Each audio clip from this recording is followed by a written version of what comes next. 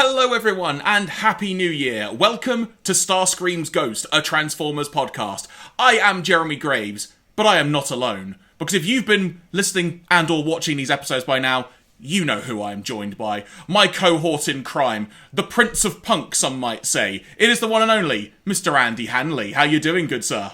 I'm doing very well. Unlike some people we will talk about later in this podcast, I have not deserted you. There you go. Well, mate, first of all, Happy New Year. Yeah, Happy New Year to everybody watching, because, it's 2022. I know. That in itself is a scary thought. In some ways. Yeah. I mean, it is increasingly confusing these days to figure out what day of the week it is, what month it is, what year it is. So it's going to be a struggle to remember that we're now in a different year to the one we were in a few days ago at the time of recording this. Yeah, there's always like the little things. I mean, I know we don't necessarily have to write down dates as much now because most of it's all just done for you on a computer. But on the odd thing that you need to sign it with a date, you've got to get used to writing 2-2 rather than 2-1 now. Yeah. I mean, weirdly, this time around, I started doing it too early, and I started calling things 2022 when we weren't there yet. So I don't know what's going on there, but I mean, it's clearly you just longing for the year 2022, which I'm sure a lot of us can relate to, myself included. Yeah. I mean, we have all been wanting 2021 to end for about 12 months. So, here we are. We did it. We made it. But you know what doesn't end, Andy? This podcast, because we said we will be rolling on into 2022, and we are, because today we will be covering the episodes 17 through 20 of Season 2. But before we go any further, worth noting, as we've mentioned before, that you can actually watch all of the episodes we will be talking about today completely for free and 100% legitimately on the Hasbro Pulse YouTube channel. That is where we watch all the episodes that we talk about and also dictates the order that we watch things as well. Additional note as well, if you're listening to the audio version, there is a video component version of this podcast you are listening to. Or if you're already on YouTube, hi! But otherwise, you can find our YouTube channel by searching for Starscream's Ghost Podcast, and you can watch the episode in its entirety and actually see the reactions that Andy and I give. And little bit of a potential tease for later, there might be a very good reason later on to check out the video version. Why? We'll find out later. But if you also want to find us on social media, you can do so on Twitter and Instagram. We are at StarscreamsPod, and if you feel so inclined, you can drop us an email on starscreamsghostpod@gmail.com. So Andy, before we get to talking about episode 17 first, we talked about it briefly at the end of the last episode, if I remember correctly. But little peek behind the curtain, guys. We recorded that episode like 3 weeks ago, so this is like the first time Andy and I have spoken in a few weeks. But we were talking about how we're nearly at Season 2 at this point, and for us, in real time, it's been a good few weeks since watching Transformers episodes. So, any just like thoughts so far, or any other things that have come to mind about what we have indulged in thus far? Yeah, I mean, it's really just kind of having been somewhat reticent / worried about the quality of episodes in this season. It's all been pretty good so far. I mean, actually, I think one of the episodes we're going to talk about today is perhaps the worst episode we've had in the series so far, but even that is not a calamitous disaster. So it's all been pretty good, and I've sort of enjoyed these episodes more than I expected. I knew what I was getting into with Season 1, and I was comfortable, I'm gonna have a good time with these. But Season 2, I was like, am I gonna hate Jeremy for making me watch these every week? But no, I don't hate you yet. So that's really good news. Yay! Result. For me, it's been. we talked about it in our very first podcast, how for me this was going to be a big nostalgia trip, but me actually experiencing all of Transformers for the first time, because that's not what I've done before. And despite the random continuity things, be it because of broadcast order or just animation stuff that we've pointed out, it has been really good fun doing this. And like I mentioned, after having a couple of weeks off for us recording episodes, it was nice to actually just get back into the flow of this. And we've certainly got a crop of episodes, Andy, that gave us a little bit of everything, it's fair to say. Yeah, it's quite a kind of a mixed bag, these 4 episodes. There's a pretty solid sort of character-based episode, then, an episode which I think has some really good ideas, but maybe doesn't execute on them very well. And then we have a pretty banging two-parter. It's so good. Which, I'm just going to say it now, it's so good. Yeah, like, which again, it just sort of, you can tell that those are, like, they're not just two-parters because it's like, oh, we can't fit this into one episode. Like, they are clearly created as, like, highlights of the series that they can sell on VHS and what have you, because the attention that goes into those on a multitude of levels kind of shines through. So yeah, this was definitely another one of those that's like, yep, this is, you know, this is some sort of prestige television, basically. Indeed. So worth noting from the outset, everybody, in case you're curious to know what the episode titles are, episode 17 is Auto Berserk, episode 18 is City of Steel, and then 19 and 20 is the two-parter story, Desertion of the Dinobots. We will begin proceedings today with episode 17. Auto Berserk. We begin with the Autobots testing a device for the military that we hear referred to as the Negavator. First off, Andy, we're pausing already. In terms of names, there are certainly some interesting names that we have heard during this show. We've had, like, you know, Space Bridge, Cyber something, all these other words, and then now we've got to the point of just, like, Nega as being one of them as well. It's pretty good. Yeah, it took me a while, and I'm glad you kind of went first on saying this, because it took me a while to figure out exactly what it was, because it sounded a bit like Mega Fader to start with, and it's like, well, that makes sense, because like, you know, it is a weapon that kind of basically fades things out of existence. It's like, maybe they're getting very literal on that, but then it sounded like they were saying Nega Fader, then Mega Vader, and then Nega Vader, and it's like, I'm not even sure, like, you know, which one of these is accurate, but yeah, I think I settled on like Nega Vader seems to be what they're actually saying. It just wasn't always entirely clear to me. Yeah, admittedly, I've not actually looked up what it's called. I just went by that because I was wearing headphones when watching the episode. Yeah. So that's just what I went with, mainly. So if we are wrong, please let us know. Drop us a tweet or a message. You know, let us know. And also, speaking of which, and you just mentioned it, this is an object that makes things disappear before our eyes. That said, Andy, I also want to make it known, it also made my eyes disappear, because the first time we saw it, I think it was almost seizure-inducing. Yeah, that was a classic 80s TV moment of, like, you know, concerns about flashing light patterns causing seizures, etc., because yeah, you don't get that on TV anymore, because, you know, after that Pokemon incident, nobody does that kind of thing. So yeah, I also had a bit of a, like, I think I need to look away for a second here, because they were going for it, and you know, I approve, like, visually it made that pop, but yeah, also kind of painful.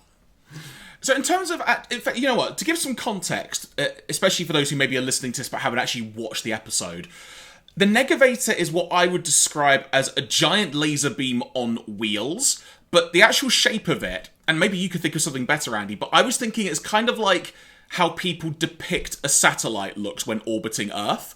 Kind of the almost stereotypical satellite. It kind of almost looked like that, like the central part to that. Yeah. Yeah, it's a weird design. Like, you know, we've had a bunch of, like, super guns in this series, which, I mean, as we'll get onto, like, the focus of this episode, Red Alert does kind of point out, like, you keep making these super weapons and they never help defeat the Decepticons. And it's like, you know, very good point, very well made. But yeah, this is a particularly weird one, like, design-wise, because it's kind of quite understated compared to some of the other, like, crazy weapons that we've seen in this series. This feels kind of, like, quite toned down, which sort of makes it stand out a little bit weirdly. Also worth noting as well that there is a cockpit inside this device, but as we saw during this demonstration at the start of the episode, it can be operated remotely as well. Suddenly, Soundwave appears, and the Autobots scramble to head to the Decepticons to prevent them from getting the Negavator. A firefight ensues between the Cassettes and Optimus Prime, Grapple and Ironhide. But elsewhere, Red Alert is operating the device and is trying to be rid of Soundwave in the process as well. It should also be noted, as you've alluded to as well, Andy, that Inferno is wanting to go out and help the others, but Red Alert simply will not let him. Just is defiant in this. No, stay here, guard the base. And then Inferno just being, I want to go help. Now, during the firefighting outside, so a little bit more context actually to begin with. Where they are is inside some kind of random bunker, that we're led to believe that, is it Grapple that built it by the sound of it? Yeah, Grapple. Grapple is very proud of his bunker and very upset at what becomes of it in the minutes to follow. So the Autobots exit the bunker, but the entrance has basically been blocked. In fact, Grapple then saying, Andy, I wrote this down, quote unquote, "Someday I want to build something that doesn't get trashed." Well, it's not in this batch of episodes, Grapple, I can tell you. So the entrance is cleared, allowing the firefight to continue. We then get a wonderful little exchange of dialogue that I had to write down between Soundwave and Rumble, of Soundwave first of all saying, "Rumble, eliminate resistance," and Rumble simply responding with, "I'm trying, Soundwave." Just so good. Now, during all of this firefighting, Frenzy somehow shoulder barges Optimus Prime out of the way of the Negavator, which in itself, I'm not going to question it because it was great, and it gives enough time for Rumble to then get inside the cockpit to operate it. He tries to fire it at Prime, but something happens and it doesn't work, and at that point, Inferno has appeared, leaving the bunker unguarded. At the moment they are retreating, Rumble fires a rocket into the bunker, causing carnage and devastation inside that includes Red Alert, who was still inside at the time, being pummeled to bits by debris and getting pinned under a lot of rocks in the process. Once freed by Hoist, Red Alert is convinced that Inferno wants his job and has betrayed him. Prime is unconvinced by this claim, because, Optimus Prime occasionally is the voice of reason, but then tells Red Alert to get checked out as suddenly he has an electro glitch occur that Red Alert says happens occasionally. We might come back to that in a second. But Red Alert is now also of the belief that this is a threat to his job because Optimus Prime wants that too. So, as you can kind of tell here, people, the big crux of the episode is about Red Alert and the fact that he's going crazy because, got buried under rocks and stuff like that. It's an interesting plot device here, Andy, because we've seen episodes before where, was Mirage a traitor? We've had that kind of episode. We've had little inklings of this stuff before, but never anything where it's been something to this degree and just an Autobot outright just disobeying someone in this way. I don't think it's been this pronounced, or maybe one or two instances, but it's never felt this, he's going to take my job, I must stop him, what am I going to do, I must prevent this. Yeah, I mean, it's an interesting one because it's kind of smart because it sort of ties this into, Red Alert's character, because he's clearly sort of the Autobot early warning system, because you kind of get to see, at the start of this attack, he's like, Decepticons are coming, before anybody else even realises. Where he was prior to this episode, when the Decepticons were coming every single episode, who can say, maybe somebody should take his job.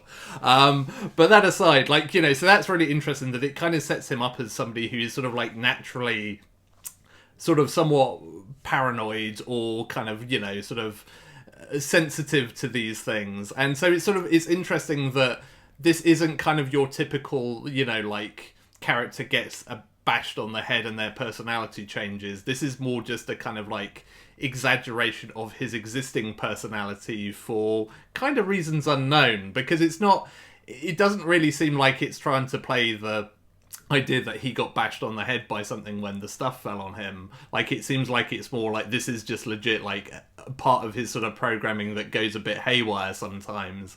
And man, does Red Alert look tired. That's my favourite visual effect of this episode is they just make him look exhausted for most of this episode until the end of it. He's just clearly been up at night worrying about this stuff, and it's it's a really interesting kind of visual touch for a robot, but it kind of works because straight away you look at him as oh man, he's having a rough time. So yeah, I do really like that as not just the usual boring kind of personality change plot device. It's far more of a just this is this character doing what he does, but ramped up to 11. Now, in a ravine, first bingo card point of the year. If you had "Do the Autobots end up in a ravine" on your bingo card, please check that off now. Megatron is planning to launch another assault, with Rumble causing an avalanche. But this is not helping the Autobots in another way, because Red Alert's scanners are glitching, causing him to not realise that the Decepticons are there and could have prevented this, and also have prevented Optimus Prime and Ironhide being buried under an avalanche. Minor detail. Smokescreen does his namesake, and we come to find out in this process, Andy, that Megatron suffers from a coughing fit inside smoke. Yeah, we're learning more about Transformers biology here. Yeah, I think I can't remember which other episode it is, but this does happen multiple times within this set of episodes that Transformers cough when they're in smoke. So yeah, I don't know how that works either, but apparently that's a thing. Starscream and the cone version of the Seeker jets are also fumbled by this as their radars are damaged by laser fire. Megatron is nearly able to get the Negavator, but fails. The Decepticons retreat, surprise, surprise, and Starscream is just abandoned at this point as well. Megatron just basically going, no, he's done, just leave him, I don't care. Now, Red Alert is having quite the moment, to say the least, and ends up making haste after he clearly needs help. The Autobots are chasing him through a forest into somehow a nearby city. Won't judge that, we'll just go with it. Chasing him through the streets. Except it turns out it's not him they're chasing. It's actually a legit car that a human was driving that Red Alert was based on. That, Andy, I actually really liked as a plot detail because they've not actually done that before. And I'm finally glad something like that happened.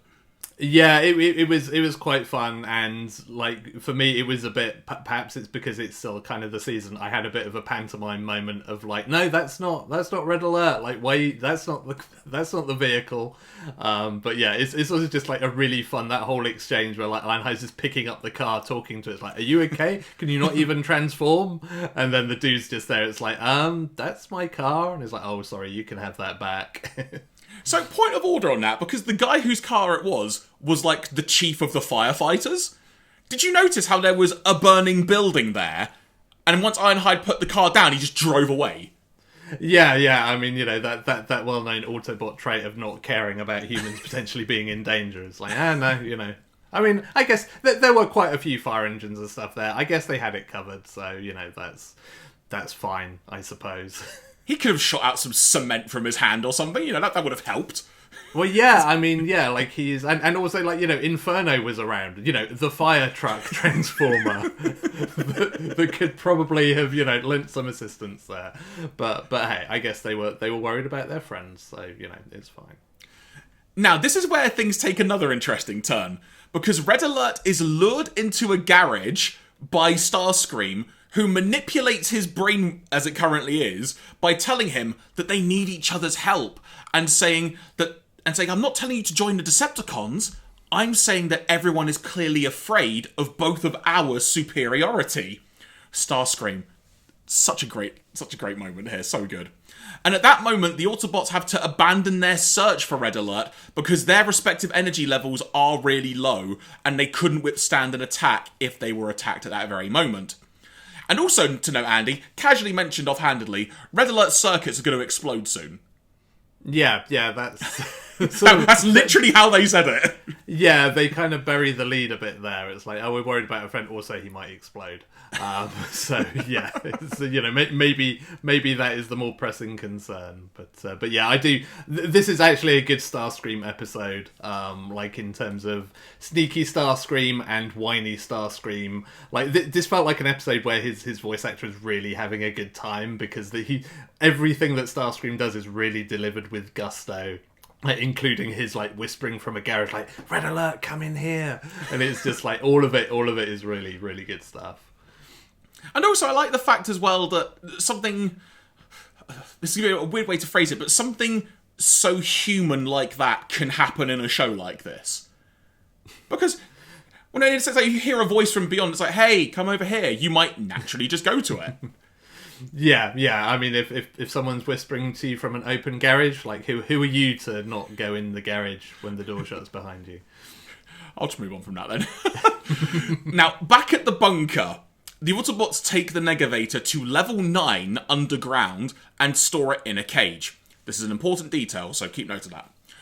But at this moment, outside, Red Alert and Starscream are outside of the bunker because Red Alert was, I've written down, because at this point, who the heck knows, was the security advisor of the entire bunker. So he knows all the secret passageways. But Ravage spots them snooping about, because when's Ravage not snooping about, respectively? And relays that info to Megatron. Megatron now realizing that Starscream's basically doing more dirty work, and he's going to take advantage of that later on. So many degrees of, like, betrayal here. It's freaking great. Megatron's exact line, by the way, Andy, being, "So, Starscream has engaged in a private enterprise with an Autobot."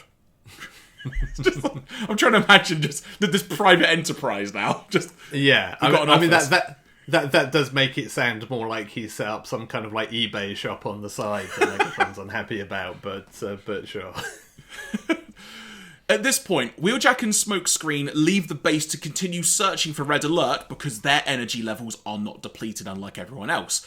But now, inside, Red Alert and Starscream are running through underground tunnels and have an encounter with, quote-unquote, the unstoppable tunnel drone. Yeah, which is, again, a great Starscream moment where kind of Red Alert just sort of offhandedly mentions, like, oh yeah, got to watch out for the tunnel drone, and Starscream's just like, the what? There are lots of moments like that. We've had the one about the circuits, and it is just Starscream's reaction of, wait, what? You couldn't have mentioned that a minute ago? It's so good. Yeah, it is fantastic. Now, the unstoppable tunnel drone, I've tried to sum it up by saying, like, it's kind of like a tentacled alien monster. That's kind of the way I've described it, because there were tentacles, quite frankly. There were. I wonder, actually, this is really jumping far forward into the future, Andy. Do you reckon this might have been a design influence for the Quintessons? Thinking long-term for Season 3? Maybe. I mean, again, it's like, this certainly feels like some very typical kind of like, you know, Japanese animation design in general, like, not to get cliched about it, but, you know, and again, you see kind of some slightly similar things in, you know, in Transformers the movie Inside Unicron and all of that kind of stuff. So who can say? I'm sure there are definitely some like reused elements that come together from time to time in terms of like, we could do some more stuff like this. So they survive their encounter with the unstoppable tunnel drone by basically just falling down a hole, quite literally, and they end up in the Negavator chamber. But with the alarm sounding, Red Alert and Starscream are able to break the Negavator out of the cage, but at that moment, both Autobots and Decepticons arrive. Now, it's about to get very busy, what I'm going to say, so bear with me. Megatron calls out Starscream for betraying him, but Starscream says he wasn't going to... try again. Megatron calls out Starscream for betraying him, but Starscream says he was going to steal it and then give it to Megatron. Red Alert isn't happy about that turn of events, as it's his device and has his own tussle with Starscream, who moments ago he was a friend with. Starscream then uses his null ray on Red Alert to basically null the effects of Red Alert going completely spare and restores his logic chips to normal. Red Alert is then told by Megatron to test the device, but instead of doing that, Red Alert sets it to self-destruct and is trying to call Megatron's bluff on that, which even at this point I'm wondering, surely not, you've just had your logic chip restored. Surely not. A firefight begins to ensue, but with the threat of self-destruction from the Negavator, the Seeker Jets turn tail and run, eventually followed by Megatron and Starscream. At this point, the device explodes, and Red Alert is caught in the crossfire. Inferno, his friend, Andy, his longtime friend, Inferno, goes inside the burning and falling building, rescues his counterpart, complete in fire truck and water hose mode, as I've written down, which is a really weird phrase, but I'll roll with that anyway. He manages to get him out. Prime and Red Alert make amends, and the episode ends happily. There's a lot that happens there to conclude that episode. But I did really like that part when there was like it was like the random chess game, who's moving the pieces where to try and keep up with who's what. I did like that. Yeah, I mean, it is one of the things that, like, I certainly hadn't really remembered that this series actually does that really well. Like, on a multitude of stories, we've had that kind of, you know, we've had it with the Insecticons and stuff, where there's sort of, you know, crossing and double crossing and triple crossing, it seems sometimes. And I also, much like the episode we had with like Grapple and the Constructicons, I kind of like it where you get these weird sort of Autobot and Decepticon team-ups, albeit, and obviously we had like Optimus Prime firing Megatron in his gun mode like the other episode as well. Like those little moments are often quite fun, and this was I did weirdly enjoy kind of like Starscream and Red Alert as this very odd team up for like a good 5 minutes. Not least because there's also a moment where Starscream just yells out, "I don't want to die," which was like my favourite line of the entire episode. That was it's a very busy ending, but it's sort of like sometimes we've complained about endings to episodes feeling rushed. Like this one sort of felt like it was busy for a good reason, and it was as busy as it should be, rather than just being kind of like, oh god, we've got to cram in like a way of ending this episode in the next 2 minutes. And then not just have it be Megatron slipped on a banana peel, the battle's over. Yeah, like there is a good definitive ending. Although, like, I mean, from watching the animation, it seemed like they were planning to give Red Alert a lot more to say at the end of this episode, because he finishes talking and then his mouth's moving for a good like 10 seconds afterwards. Like in my head canon is that they've like overdubbed him just like slagging off Inferno for like a minute. Of being like, I still think you suck, you're still an idiot, you still betrayed me. But they just like overdubbed it with, thank you, you are my best friend. I mean, look, we'll come on to some animation things in a minute in the next episode, because there's some animation in the next episode we need to discuss. But this episode overall, Auto Berserk, you know what? Totally fine with it. It was good fun, a fun character development episode. Like you said, some great Starscream moments, a very unique what-if team-up scenario, to phrase it in that way, and just perfectly fine. Absolutely worth watching if you want something to kill some time with. Yeah, like definitely is kind of like a solid one of these sort of character-centric episodes. I mean, you could argue Red Alert gets a bit of a kind of like short shrift because most of it is just him like being a jerk. And you maybe don't really get to see much of him at his best, like, because some of these sort of episodes, it at least ends with a big sort of, even like the Gears episode earlier on kind of ends with him sort of really turning the tables. I guess you get a bit of that with this as well, but then he still has to be kind of saved by somebody else. But yeah, it's nice. It's nice to have like a Red Alert episode, because he's one of those sort of Transformers that I forget about more often than I should. So yeah, I kind of enjoyed it. Also, a great Megatron line in the middle of this episode where he just shouted at one of the Seekers, "I've got morons on my team." It was just his sole exclamation, which is like, I'm pretty sure he's not talking about his fantasy football team. That was a good Megatron line, because it just comes out of nowhere as well. It's just like he just shouts it in one of the Seeker Jet's face, of just like, it wasn't even really like nobody really particularly screwed up in this situation, but he was very much not happy. Yeah, those just random one-liners that we're getting at the moment, they're getting to almost to a peak, I think. There's going to be something that is just going to floor both of us at some point in this season. I don't know what it's going to be, but there's going to be something.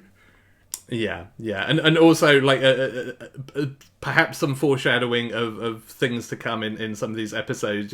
Yet another occasion of somebody seeing Soundwave in his cassette tape form and being like, "Oh, someone must have dropped this. I will pick it up and take it with me." Which like we that reaches a ridiculous level in the Desertion of the Dinobots episodes, but we can talk about that later. We will be talking about that, Andy. Believe me. But before we get to that, we move on to episode 18, City of Steel.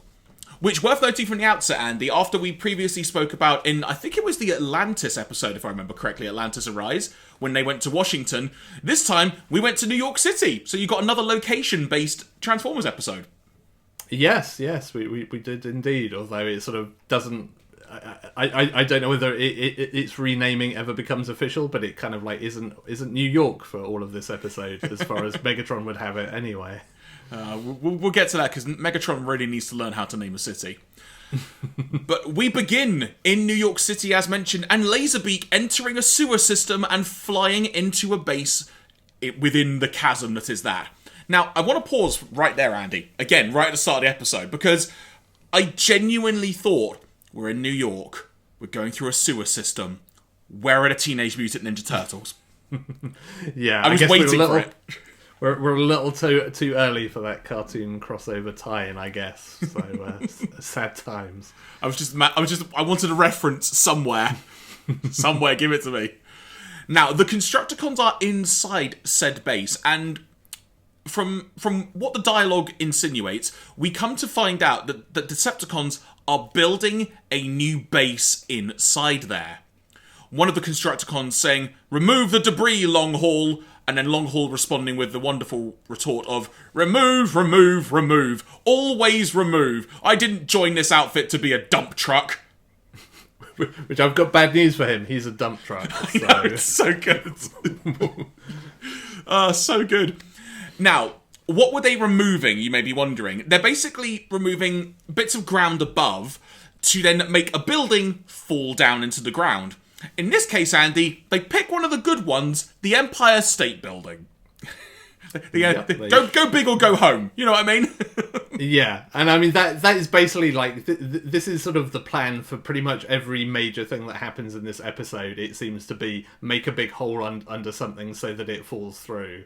Like that's kind of like every important thing that happens here starts from making something fall through a hole.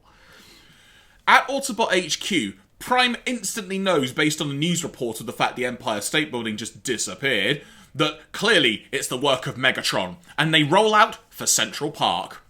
We get some fun moments of Autobots going by landmarks in New York, but Laserbeak spots them and informs Megatron of this. At Central Park, they are met by Soundwave, Rumble, and Frenzy. During the ensuing fight, the Constructicons dig away the ground underneath Optimus Prime, and Prime then just falls through a hole, ends up in the back of Longhaul, the dump truck, and then basically has his motor relay functions disabled, so he's just a corpse, just lying there in the back of a truck, because Megatron, as he put it, Andy, put him into suspended animation for a while. Because, you know, that's not grim at all. You fall through a hole and then you get put into suspended animation.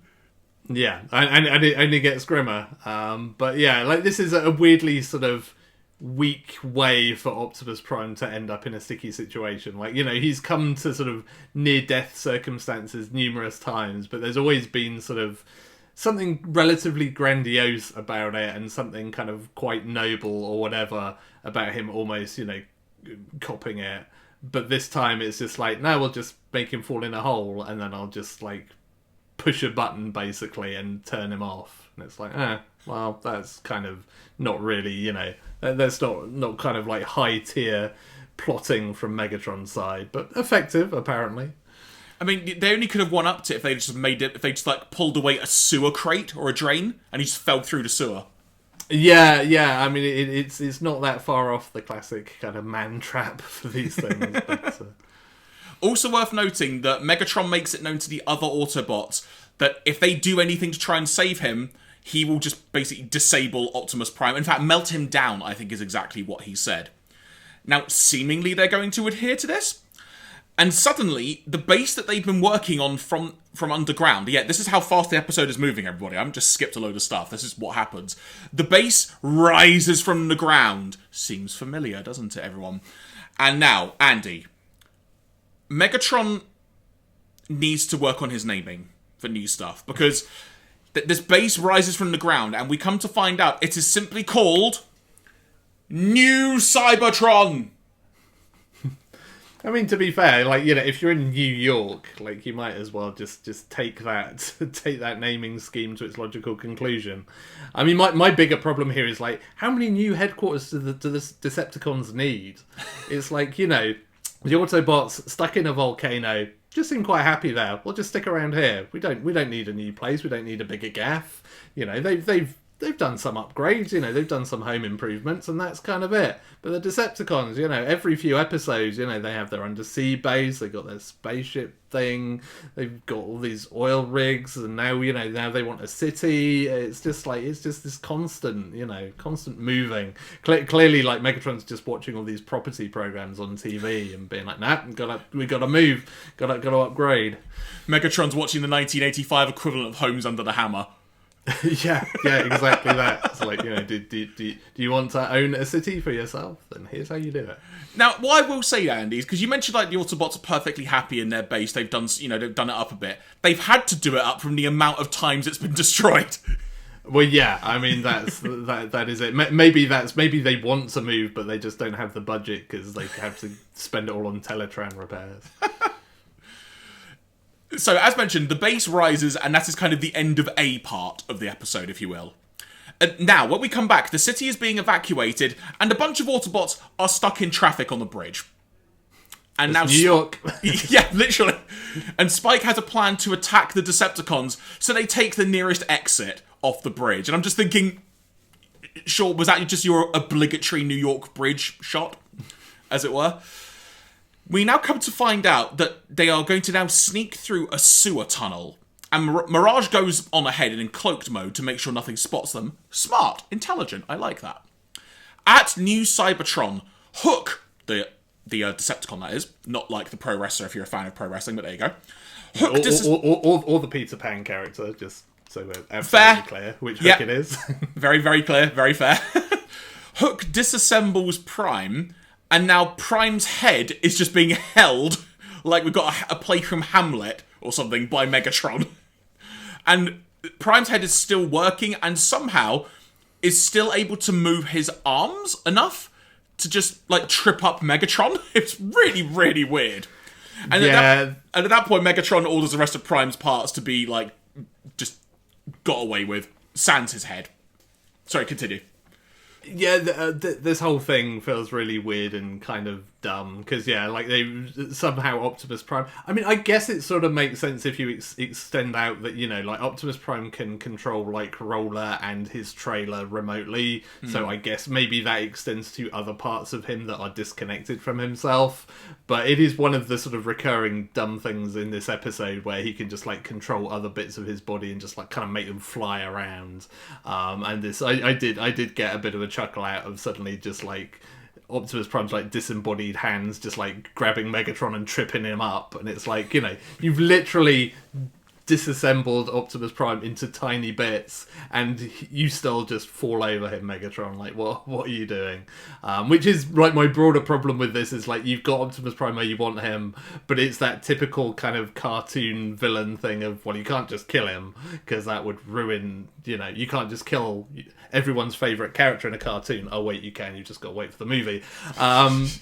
But, so you just have to have this kind of convoluted, breaking him down into component parts thing, which just sort of, again, it just all feels a bit sort of weak sauce as, you've got the greatest Autobot ever in the palm of your hand and you're just, and again, even just keeping his head, like, I'll keep, the one important bit of him that just literally just tripped me up, but I'll keep that as a souvenir. That'll be fine. What could possibly go wrong?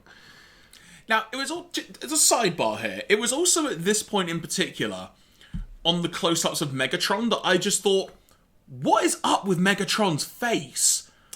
Because I'm not sure if you noticed, but some of the animation of the actual Transformers in this episode in particular, there was someone either didn't get the proper, like what's it called, like Bible, if you will, like the style guide. That's what I'm thinking when it comes to how they're meant to look or something. Because some of the designs, particularly in the faces, looked really off in this episode.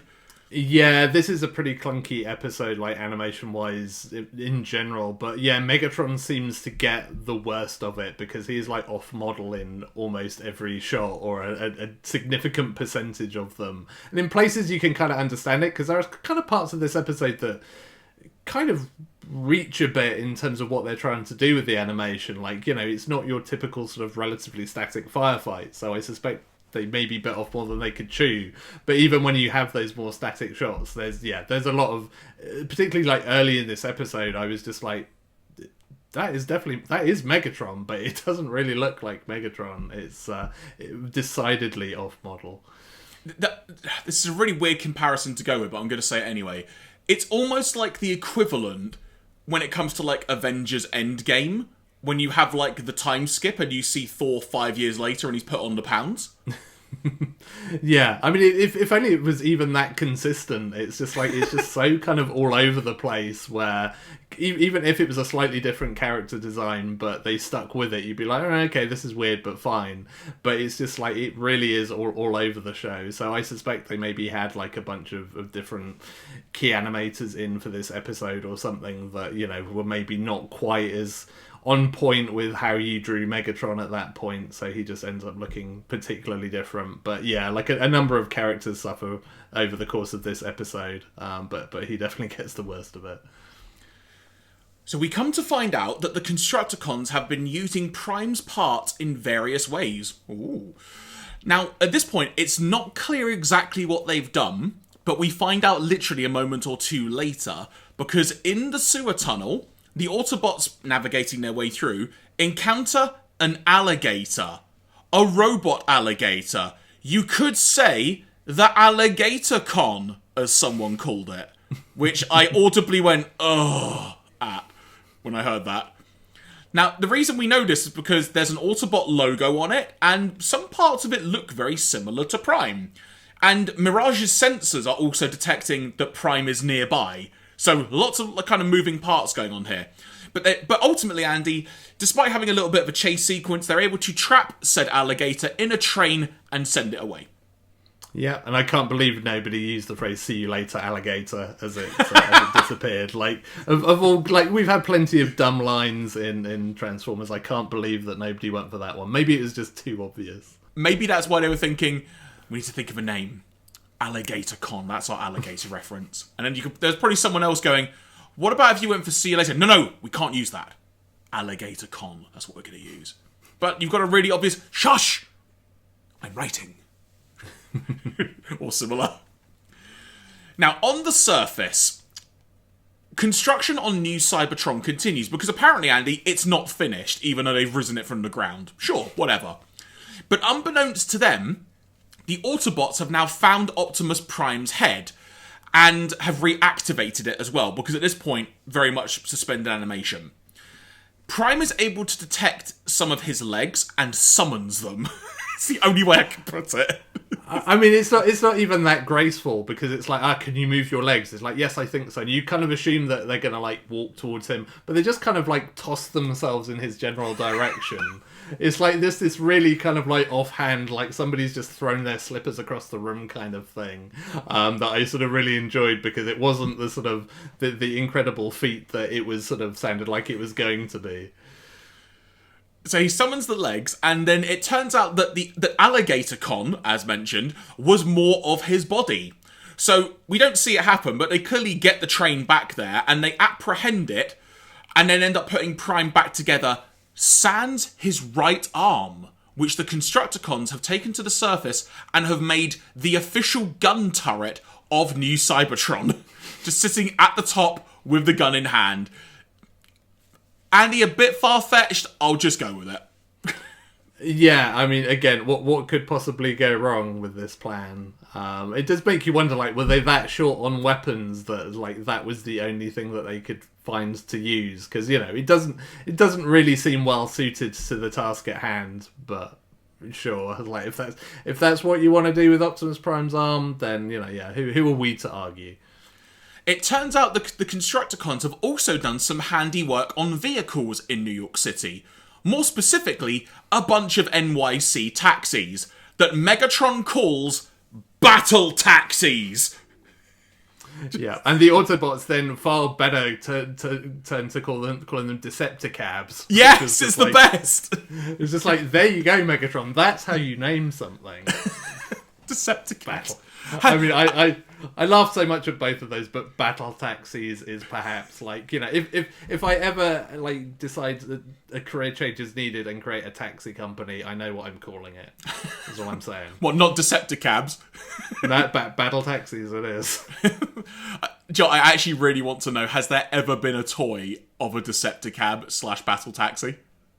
I don't think so, but yeah, somebody is missing a trick if that hasn't been done. I mean, sadly, there's kind of, it's a shame there isn't more to them than just, like, they're just bad taxis, which, I mean, they're in New York, so they're probably all basically Decepticons already. But yeah, it's, that was absolutely my favourite moment. Well, actually, there's another moment that is also one of my favourites of this episode. But the whole battle taxis reveal thing was like, it's one of those things where the writers are like, what's the most New York thing we could weaponize and turn against the Autobots? And straight away, everyone in the room was just like, taxi cabs. I'm like, cool, yep, done. Let's do this. We get a great sequence of cars driving all over the place, and even Prime just bowling his way through a bunch of taxis in his truck form, which I do actually want to acknowledge this as well. I like the fact that they made note that Prime can still transform, but even though one of his arms is missing, he's just got like a giant missing bit on the back of him. I like the fact they actually acknowledged that and didn't just go, "Can you still transform, Prime?" And it's just like, "Yes, of course I can." Yeah, no, I also, really appreciated that my expectation was that he was just going to transform and be somehow complete in his truck mode, and then we'd sit here and complain about the animation error. But no, yeah, they go to the trouble of making sure that kind of like light panel and that side of him is kind of like short a piece, which I'm very much impressed by. I think they actually also... I think that the thing they referenced directly was that he wouldn't be at full capacity, which actually added a bit more credence to it. There was a line along those lines. I didn't note it down, but it was something to that effect. Now, at this point, Prime starts to scale the side of the building, with Ratchet and Ironhide as well.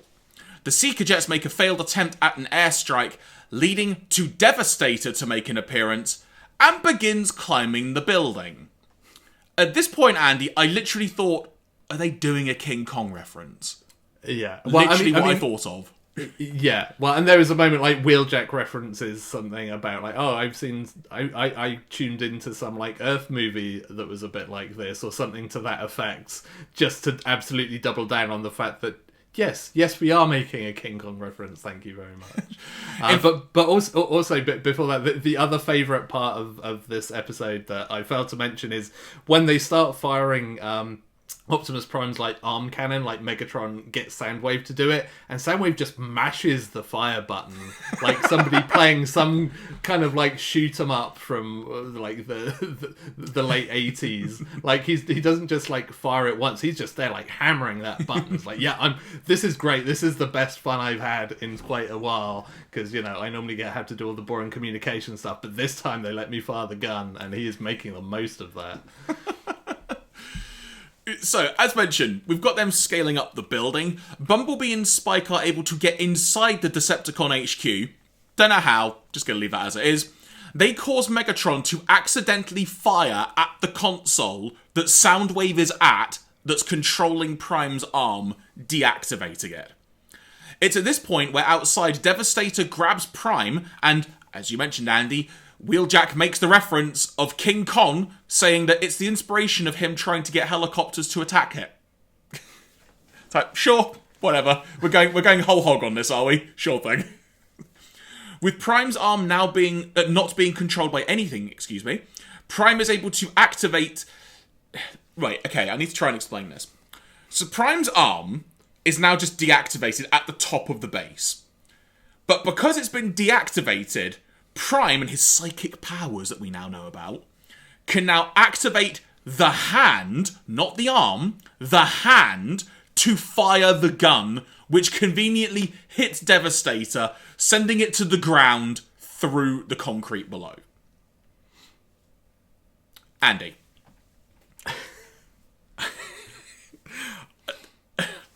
How can he not control his arm but only his hand? Well, it's also kind of weird because the arm does kind of like swat away a couple of like the jets, if I recall, as well. So it's I don't know what's going on there. There are a lot of questions around parts of this episode, and that is definitely one of them. But hey, all's well that ends well. King Kong / Devastator has been defeated, so hurrah! And as my final sentence of my note on this episode read, Andy, Megatron and Co flee. As usual, vows to return. Prime's arm is back in place. Hooray, episode ends. Yeah. Literally what I wrote down. I do have two other random notes I want to bring up, though. Because in case you can't tell everybody, we're done talking about this episode, pretty much. But did you notice when they were like in the sewer system, the Autobots, did you notice what some of the graffiti on the wall said? No, I didn't spot that. Simply, all caps, war! And then peace! And then the word love. Sure. Yeah, I mean, hey, I've never been in the sewers in New York. Maybe they did location scouting. Maybe that is exactly what the graffiti in the sewers in New York says. Can you imagine if you go location scouting in the sewers of New York? I don't even want to think about that. I mean, dedication to the cause. I will also, while we're making random notes, I did enjoy Sideswipe grabbing Starscream and basically saying, like, call Uncle or I'm gonna crash you or whatever he said. And Starscream straight away is just like, Uncle, which A, was really funny, and B, of course, then Sideswipe's like, I didn't know Decepticons had uncles, for just, like, the canned laughter moment of the episode. Also, shout out to the moment, I think it was, I can't remember exactly when it was, but there was a moment when Frenzy was riding the subway train, like, controlling it, and it was just a wonderful visual of Frenzy just being at the control, like, yes! Yeah, that was really good. Actually, yeah, we've had like good Frenzy and Rumble moments in these episodes. Like, because kudos to them for their like for their attack in that first episode. Like, despite Rumble's like, I'm doing my best. You know, they did some good work there. Yeah, they did some good work in this episode. Also, like Megatron threatening to melt Optimus Prime down into paper clips. Very specifically, which was like that was a strange kind of threat, but I did enjoy that as well. I mean, he could have just called him Prime Clips at that point. Yeah, I mean, Optimus paper clip. Yeah, why not? The optimal paper clip. I don't know. Yeah, this episode has got some fun moments, but overall, I think the politest way I can put it, Andy, is a bit of a dud. Yeah, it's really messy. And it's a shame because, again, like some of the other episodes that maybe don't quite kind of hit, all of its sort of component ideas are quite good. Like, you know, I mean, for all of the clumsy parts of it, like the idea of Megatron kind of taking Optimus Prime's head as like a prize is kind of pretty dark and interesting. The general kind of Decepticons take over New York angle, that's pretty strong. But it doesn't really manage to make any of that hang together. And then when you add on the fact that the animation quality is kind of iffy in this one as well, like it doesn't really do. This very much felt, this is one of those episodes where I think I really appreciated the voice cast because you could tell they were really trying to put as much into it as they could.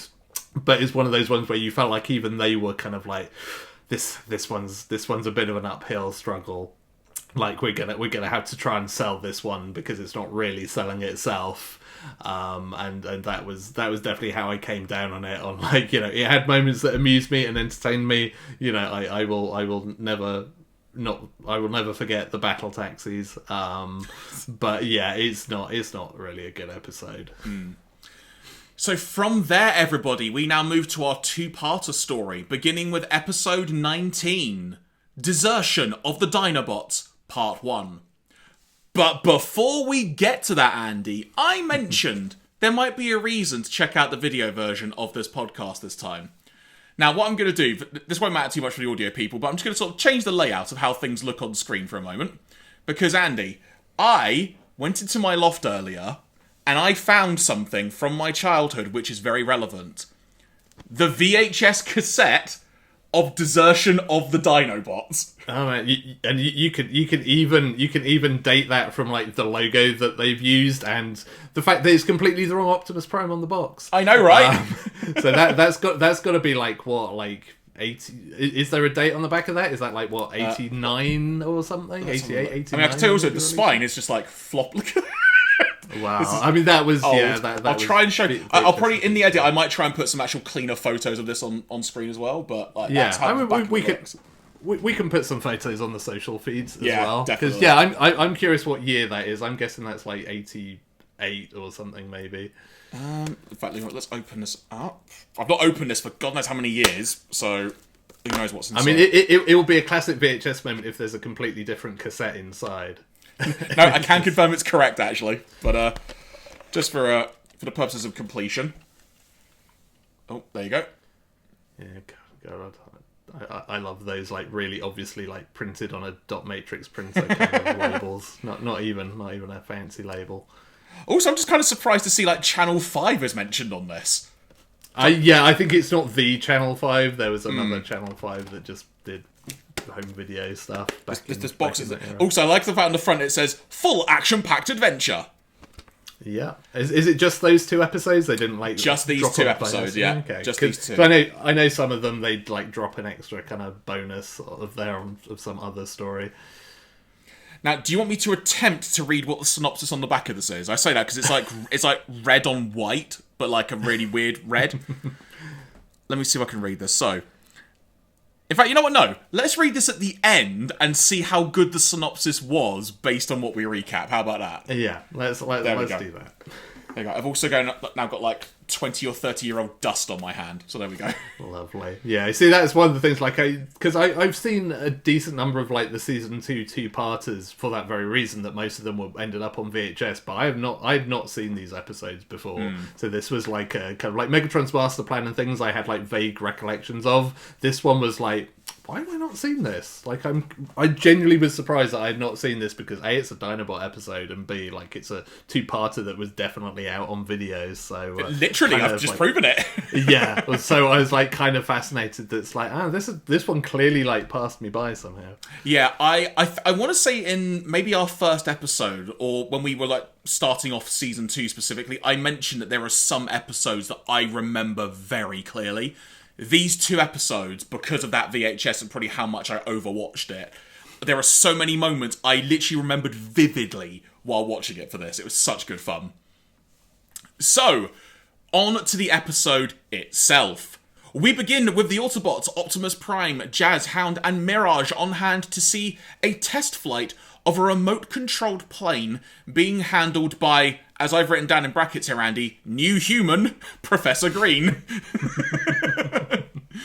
Suddenly, we cut to the back of a van, which looks similar, like it's Ironhide, but we don't hear him say anything, so why would we think it's him? And we see the familiar sight of Soundwave in his cassette player form. Ravage then appears and attempts to go and do something, at which point another cassette player is in there. It's the Autobot one, and it grabs Ravage's tail, and the scuffle ensues, allowing Soundwave to escape and relay some information to Megatron and Starscream. It turns out this was the back of Ironhide's van. So that was Ironhide. He wants to know what all the racket is about. He transforms, Ravage disappears. Blaster just falls out in a heap and transforms in the process. And once Ironhide realises, Decepticons are here, we should notify Prime. And they go and do that. Now, Andy, I love these episodes, but what the heck? Yeah, the proud, heroic Autobots in action. Because this whole thing is just like such a mess, because it's like, yeah, like how did Soundwave end up in the back of Ironhide? It's like weird. This is weird for 2 reasons for me. One is that this is kind of all pretty irrelevant to what happens. Like, there are a million different ways they could have done this without this really sort of weird and convoluted start. And secondly, like, if they really wanted to go down this angle, all it would have taken was some kind of short establishing moment of, I don't know, Spike being an idiot of like, oh, there's a cassette player here, I'll put it in the back of Ironhide, or something, just to explain how this came to pass. But, like, because the way this is portrayed, it seems like Soundwave just rocked up in his robot mode while, I don't know, Ironhide was taking a nap or something, and then just, like, transformed and just jammed himself in the back of the van. It's absolutely bizarre. It's probably the most unfathomable thing that has happened in this series so far, and no, I don't understand either. So many questions. Just we could literally talk about this alone for half an hour, I think. But yeah. But the show must go on. Now, a short distance away, we hear... Alright, I'm just going to say this verbatim. A short distance away, we hear the phrase from Soundwave, Ultra Plane completed, Megatron. Because the device they were testing, apparently, Andy, was called the Ultra Plane. Yeah, I mean, it's no nega plane, but I guess it'll do. Starscream is not happy about this and wants to blow it out the sky, but Megatron says they need to be discreet, which even Starscream points out how ludicrous a statement that is based on their past actions.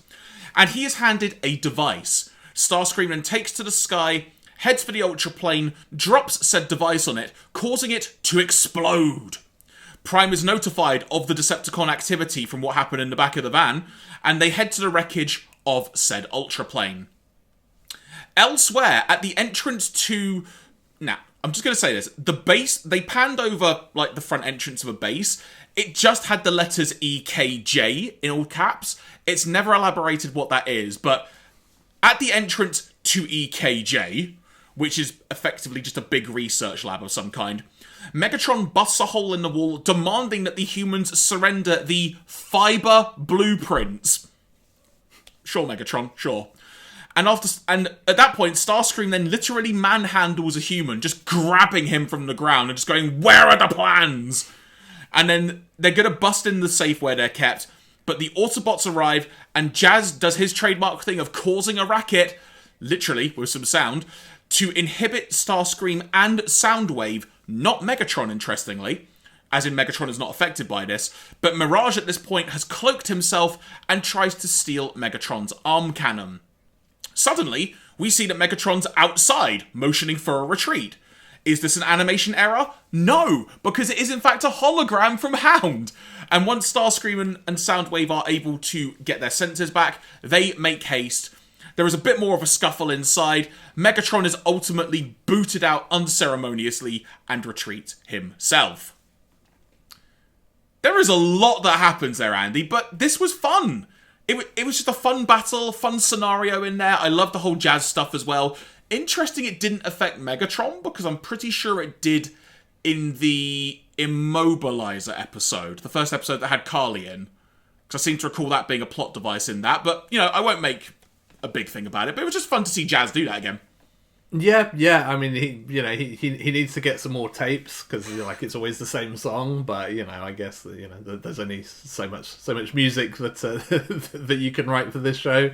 But yeah, he's kind of, I don't know, maybe Megatron has just like steeled himself by listening to lots of jazz, like in the intervening period, like when he's not watching travelogues on TV, he's just settling down to some smooth jazz so that he's ready for the next audio bombardments.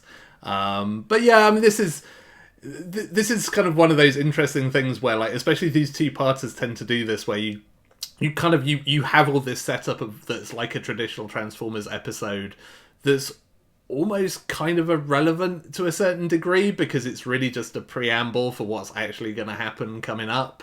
And so, yeah, this is just kind of almost your sort of generic battle just to get that out the way before the interesting stuff happens. But once again, yeah, we have the Mirage and Hound like MVP duo of kind of doing a lot of the good work there.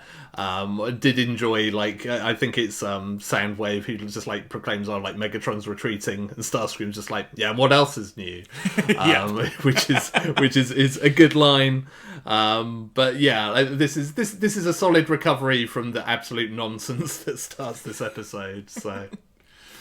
At this point, we cut to a fun fair where Bumblebee is on the teacup ride with Carly. Carly's back, everyone! Haven't seen her in literally a load of episodes. Wait, where are we at? Episode 19. We saw her in episode 2, Andy. It's been a while! Yep, it has. But yeah, she is back with a vengeance in this two-parter. Now, Bumblebee is saying that the teacup ride isn't fun. So Carly, because we know that she's been like a grad at MIT and whatnot, she just turns off the equilibrium circuit and Bumblebee just starts laughing uncontrollably. It's just, I actually really loved that moment. It's such a sweet little moment because yeah, Bumblebee just like gets all giggly. He's just like, "Ooh, this is fun," and it's really sweet. Like again, it's one of those things that basically has no kind of real importance to the rest of this episode, but it's just a really nice kind of like establishing moment of just like, "Oh, hey, remember this character? They're smart with technology stuff. Also, they're buddies with Bumblebee, and she's still kicking around with Spike, and so it's just a nice little establishing shot that I found pretty fun." We then see them rapidly heading to an airport to pick up a very dapper-looking, it's got to be said, Mr. Sparkplug.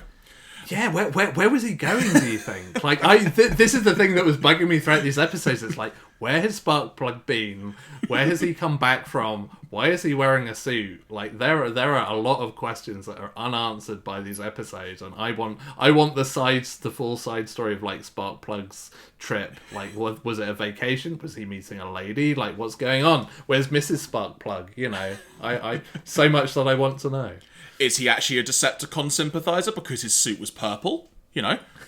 Well, I mean, that might tie into something that happens at the very end of this two-parter, so maybe we should hold that thought.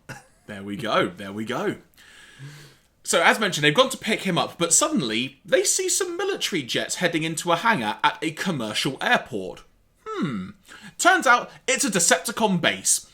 Andy, I think we need to add a new bit to the bingo card of new Decepticon base. Yeah, I mean, again, yeah, it was every episode, which also, I mean, a hilarious thing that happens around this is that obviously, like, Bumblebee raises the alarm that he's found, like, Decepticons at the airport. He never mentions to anybody which airport, and they're all just like, we'll be right there, cool. And it's like, there are quite a few airports. You might want to be a bit more specific. But Andy, it's the airport. Yeah, the airport. The airport that Sparkplug is landing at. What more do you need to know? Now, as you mentioned, Bumblebee tries to contact the Autobots for help, but the Autobots are spread thin.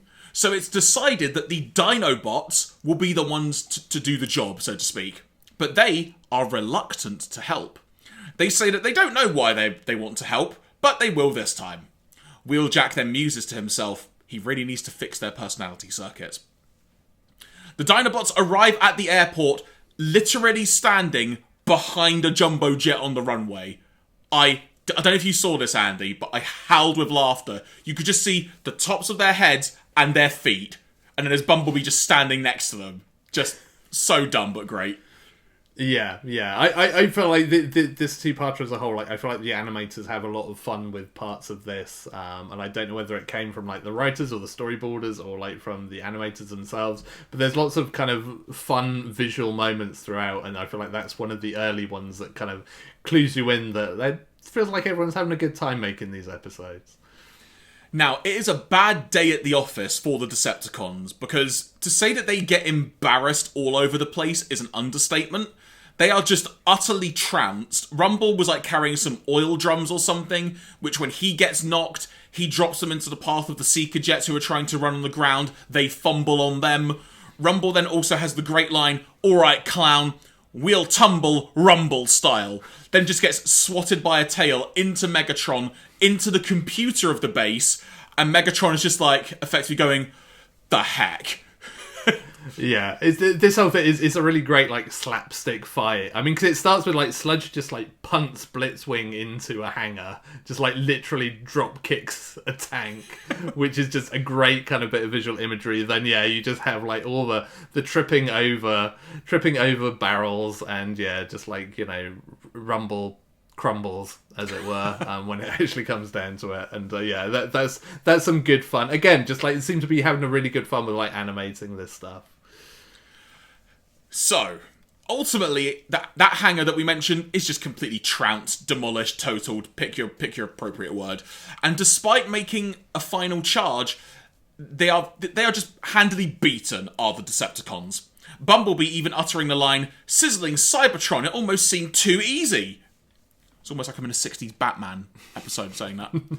But while celebrating, and now back in their regular form, not their dinosaur form, Megatron and Skywarp just blow up a couple of planes nearby, and we get an almighty explosion, and the Dinobots are downed. Red Alert, Hoist, and Inferno all roll in, and they load the Dinobots, quite literally, into the back of one of the destroyed planes, and they haul that back to HQ, where they are tended to. Now, based on a line of dialogue from Spike, I think it was, we are now 6 hours later, and the Dinobots are still being worked on. But the likes of Ratchet and Wheeljack are having difficulty trying to repair them because of the Earth tools that they are working with, and not the high quality caliber tools that they had on Cybertron. Back at the airport, reports are underway. That's not the right word. Back at the airport, repairs are underway with Andy's favourite Transformer, Power Glide, loaded up with bricks and Ironhide ready to put some cement down because they are rebuilding, I'm guessing, a storage hut? It wasn't that big, but sure. And they're able to do it in rapid time. Andy, I feel the need to point this out. Remember how for many, many episodes we've talked about how quickly the Decepticons can build things? We've literally now seen in real time how freaking quick Autobots can build something. Yeah, I mean, I feel like I've completely changed my opinion of Powerglide now I've seen how quickly he can lay bricks. It's like, that guy's got some skills. So, like, kudos to him for that. Which, to be fair, also kind of, like, fixed, or at least kind of answered one of my questions, because, like, I was sat there watching all these jets being blown up, just thinking, like, man, who's footing the repair bill for this? Because, like, you know, you've just totaled a number of jets, like a hangar's in pieces. You know, who's picking up the mess from this one? But no, apparently the Autobots are at least making good and building something somehow. I've just got this vision now of there being like a little 4-panel sidebar comic of just Powerglide, bricklayer. Yeah. I mean, maybe that was like his occupation on Cybertron. Who knows? Which by the way, like enjoyable little bit of kind of foreshadowing in this episode of this sudden like wistful like Cybertron. It was great. I know. They had all this technology. If only we had that. Like wink to camera. I know it's. I actually forgot to make mention of that because it is the most subtle way of mentioning something like that, and it works so well. Yeah, because again, having not seen these episodes as well, it was kind of a weird, like, why are they suddenly bringing this up? And literally, like, Mirage just brings up some footage of Cybertron on Teletran, and we have a little kind of shot of just like, Cybertron. And because I had that thought of just like, weird that they went to the trouble of like actually animating some stuff on Cybertron that we've not seen before. Like, why would they do that just randomly in this episode? And we will find out very soon. So as mentioned, we're currently laying bricks, and then I think it's Grapple tries to put the roof on the building, but it crumbles. And we then get the lines of dialogue as Grapple is trying to do this. Grapple saying, "I don't need your help, my precision is uncanny." And then the building collapses, and Powerglide Andy, this might rechange your tune about him, then has the line of, "Tin Canny is more like it." Ha ha ha! Yeah, what a jerk. I mean, to be fair, I was too busy like writing down the note. Just, does Grapple suck at building? I mean, as it turns out, kind of unfair because this is again foreshadowing of what is about to occur. But like, it's sort of, you know, having seen his sort of base get trashed in one of the previous episodes, and having had that like Grapple specific episode where he's building that thing with the Constructicons and then gets to the end as like, oh, I don't know how to put the top on this, and it's like, you know, and then he goes to just put a roof on this building and it all falls down. It's like, maybe you just suck at this, I don't know. But no, I was being unfair as it turns out, because again, foreshadowing. We then cut to a nearby desert location. Check your bingo card now. With the Decepticons flying overhead, and suddenly Ravage just randomly ejects from Soundwave and is like a cat that's a bit shaken up and just kind of walking around in a circle, and no one really knows what's going on. Then, without warning, all the Decepticons just fall out of the sky. Just without warning, what the heck is going on? Rumble then just starts trying to attack Megatron, and he says, "I can't control myself!" And then it just, what the heck is going on? At Autobot HQ, the Dinobots have been repaired, and Prime says that's great news and not a moment too soon because the Decepticons are on the rampage again. Prime tells them to transform and head out, but Grimlock refuses. All of them collectively saying that they won't take orders from Prime, they only listen to Grimlock. Wheeljack even says, "But you guys love to fight!" And then Grimlock responds with something to the effect of, "Us fight when we want to, and goodbye." We then cut to a power station where the Decepticons are making Energon cubes. Some old school tactics here, Andy. You know, good stuff. Megatron musing to himself at this point that perhaps they just had some bad Energon, and that's disrupted their systems a bit. The Autobots arrive and transform, well, except for Jazz, who has to get a literal kicking from Ironhide in order to transform. Yeah, which is, again, like a little great bit of kind of voice work there where Jazz is just like, "Thanks, I think," because it's like, you literally just booted me and it fixed the problem, but also you just booted me. It is the equivalent of you trying to fix your old TV just by smacking it on the side. Yeah, it's a wonderful moment. So Megatron spots them and tries to start saying it's the Autobots, but it comes out like, it's the Auto! It's the Auto! Because he can't say it. At which point, Starscream says something to the effect of, looks like your voice chip's gone. I guess this means I'm the leader of the Decepticons! And then proceeds to take to the sky, and then rapidly crashes so quickly. Yeah. There are problems aplenty going on for every Transformer, be it Autobot or Decepticon. They're all malfunctioning, abilities aren't working, they can't transform. It is not a good day at the office for anyone. Everyone is in a bad way. But at this point, Megatron tries to take the advantage and wants to trap Optimus Prime under some falling debris of a power, like one of the big power towers that you get that hold up the power lines. Pylons. Thank you.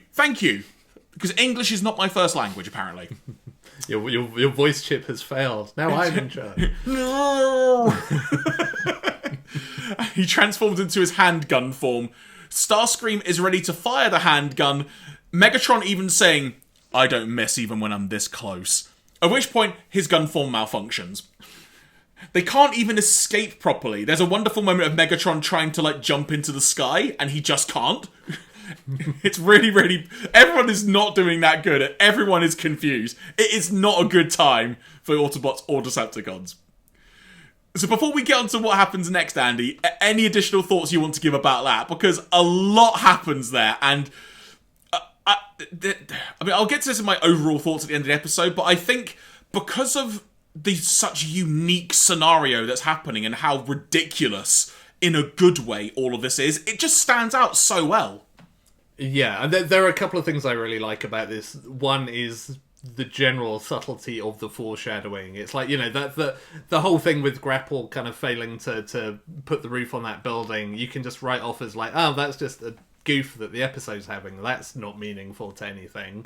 But actually, it's kind of like your first little look that something's going wrong. And even like Jazz not being able to transform, you're just like, okay, well, that stuff happens, right? Fair enough. The Decepticons being absolutely crap in the battle a few minutes earlier. Yeah, and I mean, that's just like, it's just kind of peak Decepticon, they do that sometimes. And so, yeah, all of that stuff just kind of makes sense on its own terms, and then suddenly you kind of get the zoom out to the bigger picture, which is just so fantastically depicted. Like, it's not just a boring, like, oh no, nobody can transform anymore. Like, they really go for it and have fun with that, with everybody just kind of staggering around. Like you say, Megatron does his kind of like, take off, kind of jump into the sky, and then just like jumps up and just lands again, and just looks like a complete idiot.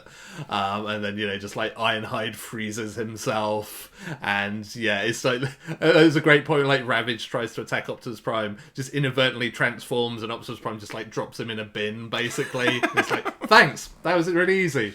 And there's like so many really great little ideas. It, again, just feels like everybody had a lot of fun with this premise of like, what are the dumbest things that you can do in this battle scenario when everybody is malfunctioning. And I almost just wanted less of like an entire like blooper reel of this kind of stuff, of just like watching Transformers just like being rubbish basically. At Autobot HQ, everyone is incredibly fatigued. Perceptor is actually stuck in microscope mode, and he hypothesizes that because they have been exposed to Earth's atmosphere for literally millions of years, an element that is essential to their mechanical operations is deteriorating. I'm pretty sure I wrote that down verbatim, so I'm glad I wrote that down. However, the element Cybertonium is only available on Cybertron, and that's the element in question.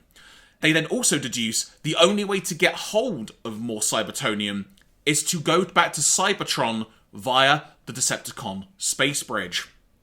Spike and Carly run in, saying that they have intercepted a transmission from Shockwave, saying he is going to send some Cybertonium via the space bridge. Convenience, eh? But they have a dilemma, because none of the Autobots are actually able to go to the space bridge. We then get the following conversation between Carly and Spike, with Carly saying the following first. Spike, what about the Dinobots? What about them?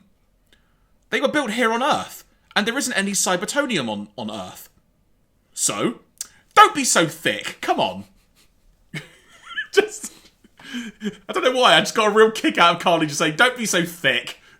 yeah, which, I mean, it does feel like the recurring theme here of, like, Carly definitely, like, the brains of the outfit here. Spike is... I mean, he's not even really the brawn, he's just kind of there, basically. So they now suggest contacting the Dinobots to get them to help, as they don't have Cybertonium in them. Wheeljack also confirming this and Sparkplug agreeing with the idea. But they need to convince the Dinobots. Apparently, they are somewhere like 40 miles away, according to Teletran. They then get into Carly's car, who does her dramatic fast driving, and when they get there, Grimlock in particular is none too impressed that they've been followed, and is all but ready to just kill the humans and stamp on them, because Grimlock's an angry bastard, it turns out. We then get the following lines of dialogue just before that moment happens, from Sparkplug. Grimlock, we need your brilliant help. And then he proceeds to try and crush them, and Swoop then flies down and says, me, Swoop, want to hear the brilliant part. Just great dialogue.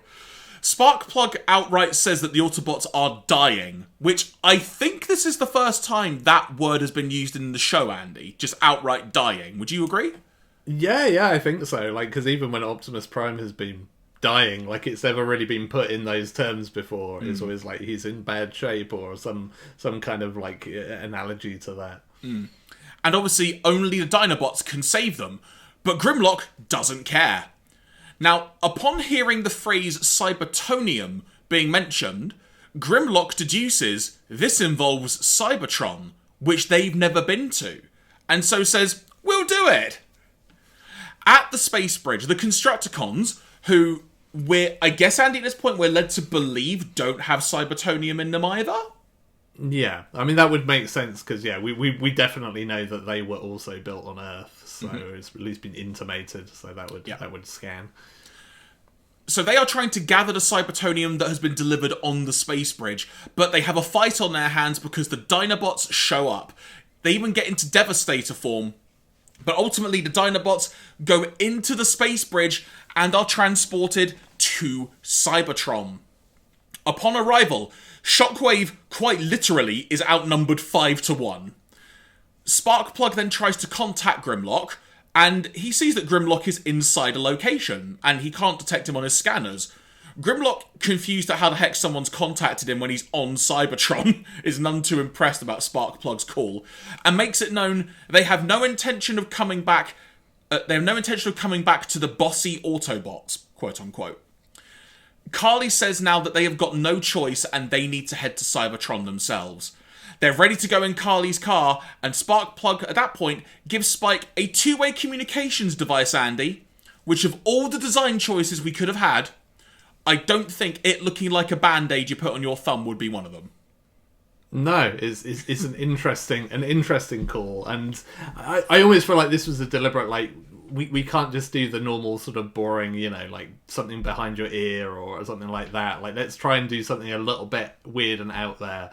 And it's just like, plaster on your thumb, I guess. They get into Carly's car, she shows off her driving skills avoiding Devastator, and they go launching into the space bridge and are transported to Cybertron. But on the other side of the bridge, Shockwave is already alerted to the fact that there are intruders on the way, and as the door starts opening, just immediately starts firing, and we see an explosion as the episode draws to a close. I mean, Andy, I can wax lyrical about this two-parter in general, but this episode is so good. Yeah. Well, especially once it kind of, gets past its initial stuff, which is, pretty solid in its own right and gets into the meat of the episode. It's great. Like, yeah, the malfunctioning stuff is all really fun and also just, like, makes for a really interesting, like, story beat. It makes for a really good excuse to have to rely on the Dinobots and then also on the humans. All of that is kind of really great. Again, we've not had a whole lot of Cybertron in this series, so a trip to Cybertron is always fun. I find it hilarious how Shockwave just keeps getting uninvited guests in his office.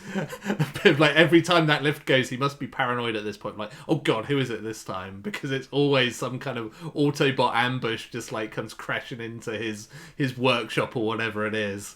You'd think he'd have changed the locks or something by now, but no, apparently not. Also, at the end of that episode, Shockwave has a little mini Shockwave gun. He has a little tiny version of himself that he fires, and it's like, is that his child? Is that just like, did he make a gun based around himself? Like, what's going on there? Again, unanswered questions in these episodes that I want to know the answers to. But all of that aside, yeah, this is really great. Like, I really, really enjoyed this, and again, it just feels like everybody is having fun across the stack of creating this episode. And also, spare a thought for poor Jazz, who's just like, by the end of this episode, is stuck like half transformed in the arc. And it's like, of all the things to go wrong, like, you're in a pretty bad place there. At least other Transformers, other Autobots are just at least fully transformed and can just fall about a bit. But he's just like back half car, front half robot, and is just like of no use to anybody. I will add that I think this will probably be part of my overall thoughts coming up a bit later, but I mentioned it in earlier episodes that we've talked about. I love it when they go to Cybertron and you get to see Cybertron. And just the idea that we get to see more Cybertron just heading into part 2 just always had me chomping at the bit to watch these episodes. It's probably why I've worn that VHS out so much. Yeah, and plus even more so here, like, this isn't kind of like...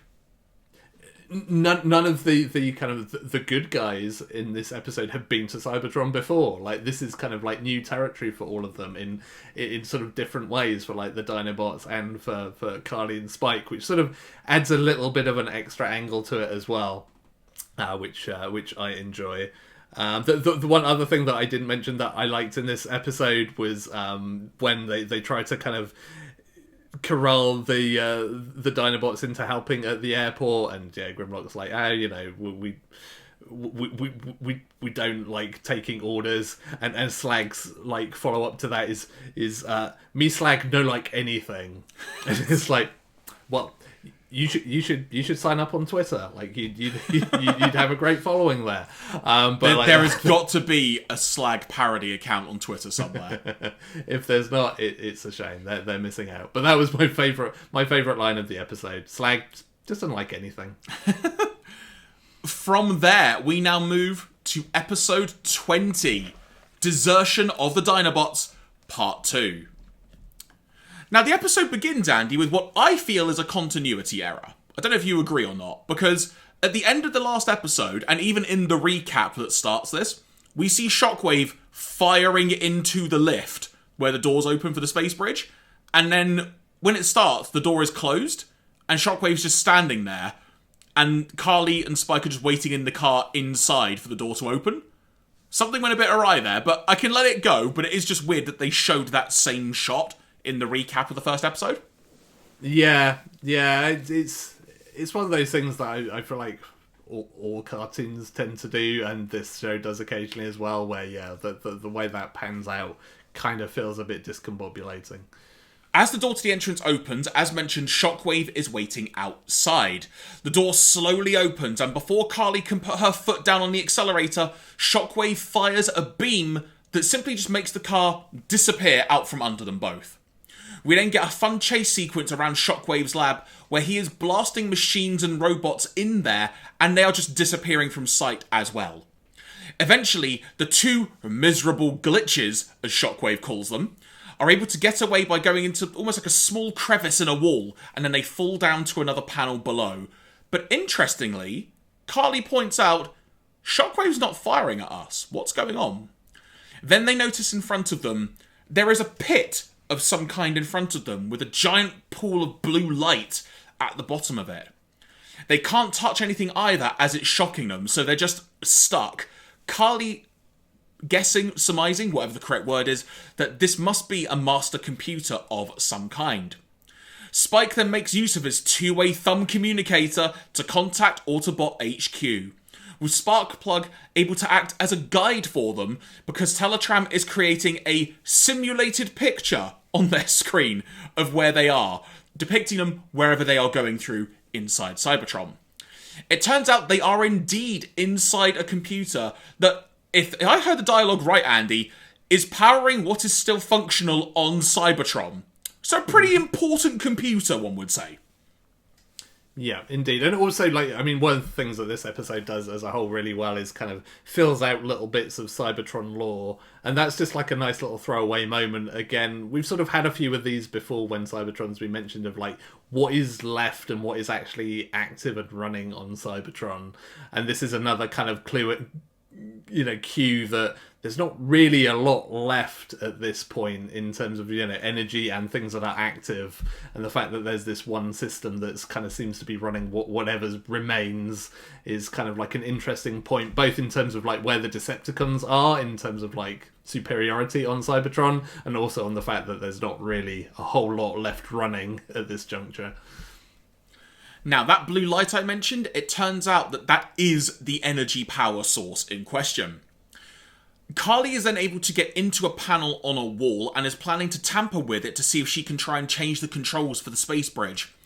But a power surge of some sort occurs, and Carly is shocked and sent partway down the pit. And then suddenly more shocks and explosions start happening, and the room falls into darkness. Spike then uses his photon light that Wheeljack conveniently gave him, which I think he adds it's like the brightest light source on Earth. And we see this to a point because Carly has to keep her eyes closed because it's so damn bright. Now, during all the commotion, Carly has twisted her ankle. So Spike goes down to help, but Spike being Spike, he has superpowers on Earth, but clearly not on Cybertron because now they're stuck. But they follow some directions from Sparkplug, and they are able to get out at the bottom of the pit because the energy source has now been deactivated, and they descend deeper into Cybertron. Even somehow just stumbling upon a stack of Energon cubes, which Spike quite rightly says, why is there Energon here? I thought there wasn't any left. Unanswered question number 12, Andy, I guess, or whatever number at this point. That's probably Shockwave's secret drinking stash. It's just not told. It just keeps that from Megatron because when he needs a tipple, it's there for him. Speaking of Shockwave, he informs Megatron that the space bridge will not be operational until the computer is repaired. And he has dispatched a Sentinel, as he calls it, to take care of the humans that escaped. It turns out that the Sentinel is, I guess you could describe it as a primitive-looking robot that's got tank treads. Basically, that's how I've described it. But that said, didn't do a good job because Carly and Spike evade it by trapping its head in a door. Yeah, which was... I'm not sure whether that was always the plan all along or whether Spike was just incredibly slow to close that door, because I felt like Carly's intimation was let's just shut the door behind it and it'll stop it for a while, whereas Spike kind of dithered for long enough that the robot got its kind of head in the door and then it closed. But, I guess all's well that ends well, so, well done, Spike. Yeah, well done, Spike, and your superpowers of holding a giant robot door back. Yeah, I mean, at least they went to the trouble of animating it in such a way that you could tell it was a strain on him and that he was kind of struggling to keep it open. It wasn't like his kind of running as fast as a car where he just made it look really easy. There was he at least sold us on the fact that no, this is quite tough for him. He's not been hitting those weights at the gym recently, clearly. Yeah. Their next destination is Wheeljack's old laboratory. Apparently, there is a supply of I've totally forgot what's called. Cybertonium, sorry, because it wasn't in my note. There is a supply of Cybertonium in there, according to Teletran. Also worth noting at this point that Spike is carrying Carly around because, in the nicest way to put it, her hobbling is slowing them down. So this is a far quicker way of doing it, but Spike crucially says, I will not leave you alone. Suddenly, Carly spots a shadowy figure in the distance that's been following them, but it quickly disappears. They manage to get to Wheeljack's lab. Carly manages to crack the door code, so clearly she also knows alien code as well, of how to crack the code on that. They get inside and Spike begins searching for the Cybertonium. There is a loud banging that can be heard on the ceiling above. Spike is scrambling to try and find a weapon inside a closet of any kind. He grabs a hand cannon, a gun, let's just call it like it is, and begins firing at the ceiling once there is a hole there and debris begins to fall down. It turns out the banging on the ceiling was Swoop! Swoop goes on to explain that when they arrived, they were captured by Shockwave because they were overrun by an army of Sentinels. He was able to get away, but the rest of the Dinobots were taken to the Cybertonium pits. Their next destination? The Cybertonium pits. Also at this point, Carly's ankle has now healed up a bit. So you could say the team is back to full capacity and they've even got Swoop with them as well. Yeah, who knew that a sprained ankle could be, like, you know, could just disappear that quickly? It's such a throwaway thing as well. It's just like, what about your ankle? It's fine now. Just move on. Next scene. So you know what? I would defend Carly slightly here, Andy, and this is a weird way to defend this. Because I go, like, on a lot of hikes and treks and stuff like that, occasionally if you roll your ankle, if you just kind of walk through it, you can just kind of get it to a point where, I won't say you don't notice it, but it kind of eases up. But the part I can't defend is that she wasn't walking on it for ages. So in theory, it just swelled. Yeah, it's also just like... I guess they just wanted an excuse for Spike to carry Carly for a bit, just to kind of like establish that relationship, because that literally seems to be, well, and I guess just to have her be like inactive for a bit in a physical sense, to kind of let Spike do something, basically. Also really interesting how you'd kind of expected this episode to try and be way more mysterious with who the silhouette is, but like it's clearly Swoop in both of the shots that he appears. They don't try to obfuscate it at all. There is part of me that wonders, like, maybe on like a 1980s TV set they assumed like it's probably not going to be enough that people can make it out, and in 2021 on our 4K TVs or whatever, it's just like Swoop.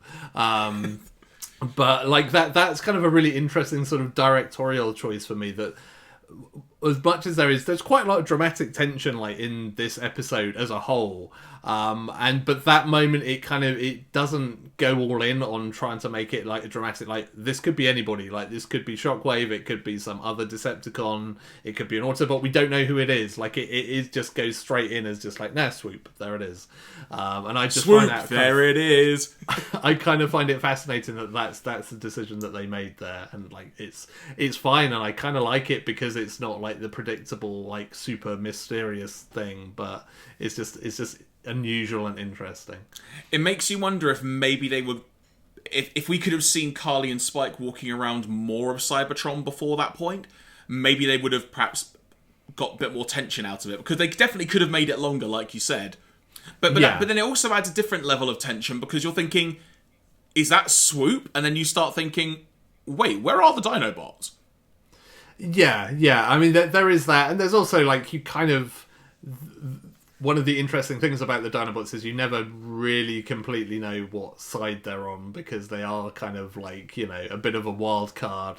So, you know, it could be that Swoop is gonna, you know, trade them in for, like, I don't know, a trip on the space bridge, or like to borrow Shockwave's tiny little gun version of himself or something. So, you know, there are angles to that as well. So maybe that's what they were going for.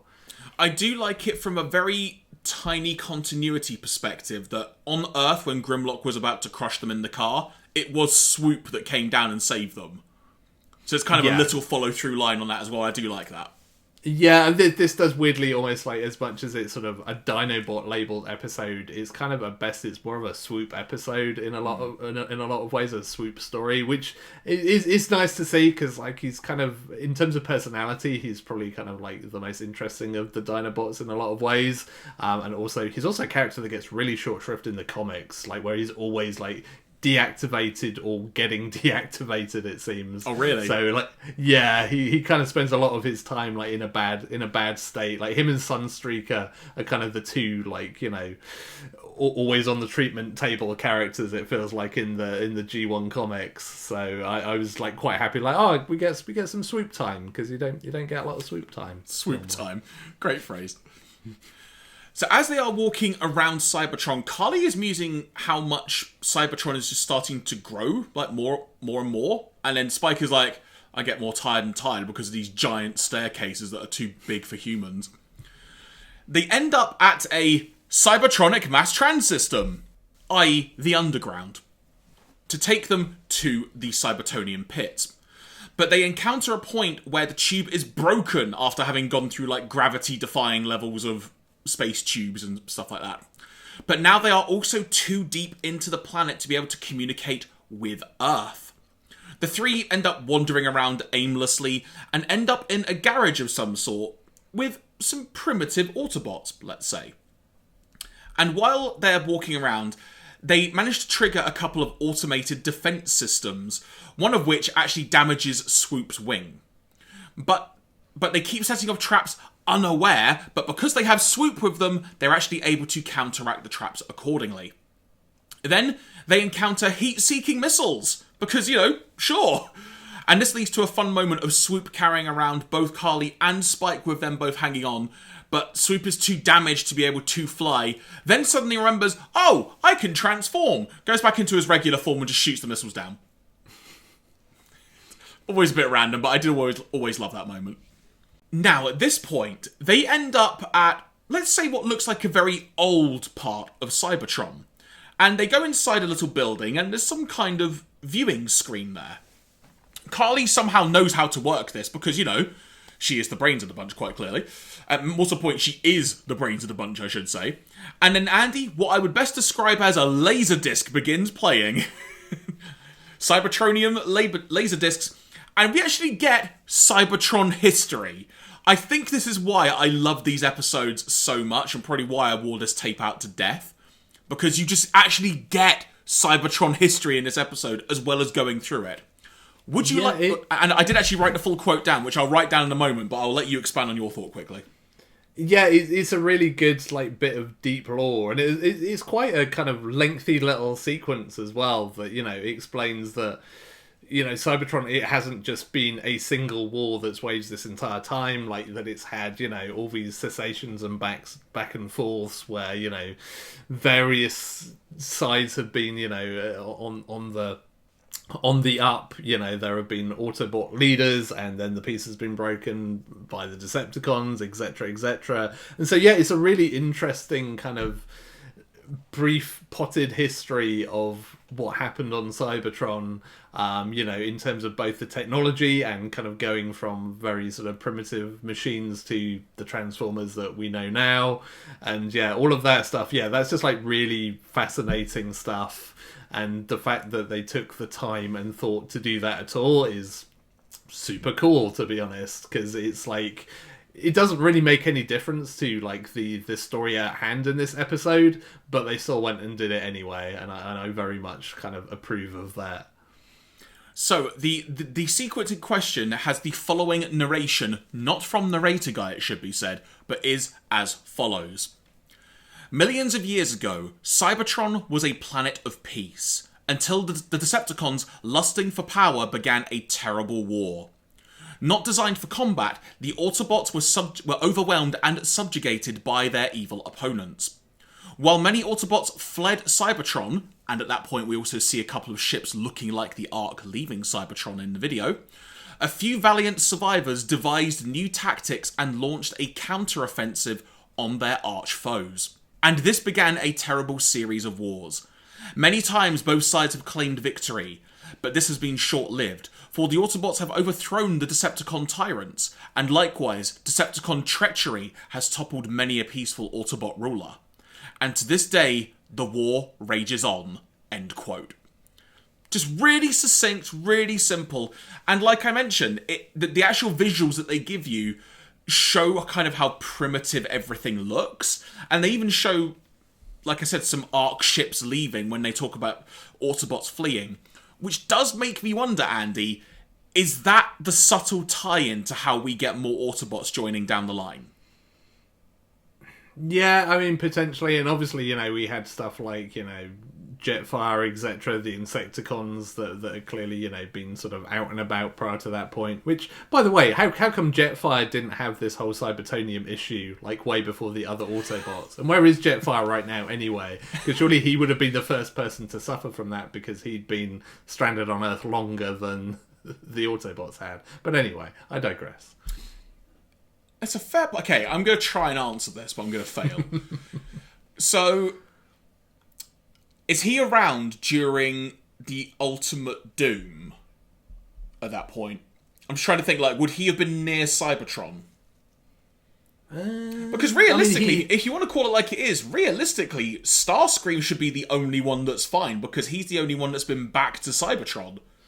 Well, him and Megatron, technically. But yeah, because I mean, there was that whole... Because, I mean, like, Wheeljack's been back to Cybertron. I think, yeah, because wasn't that, like...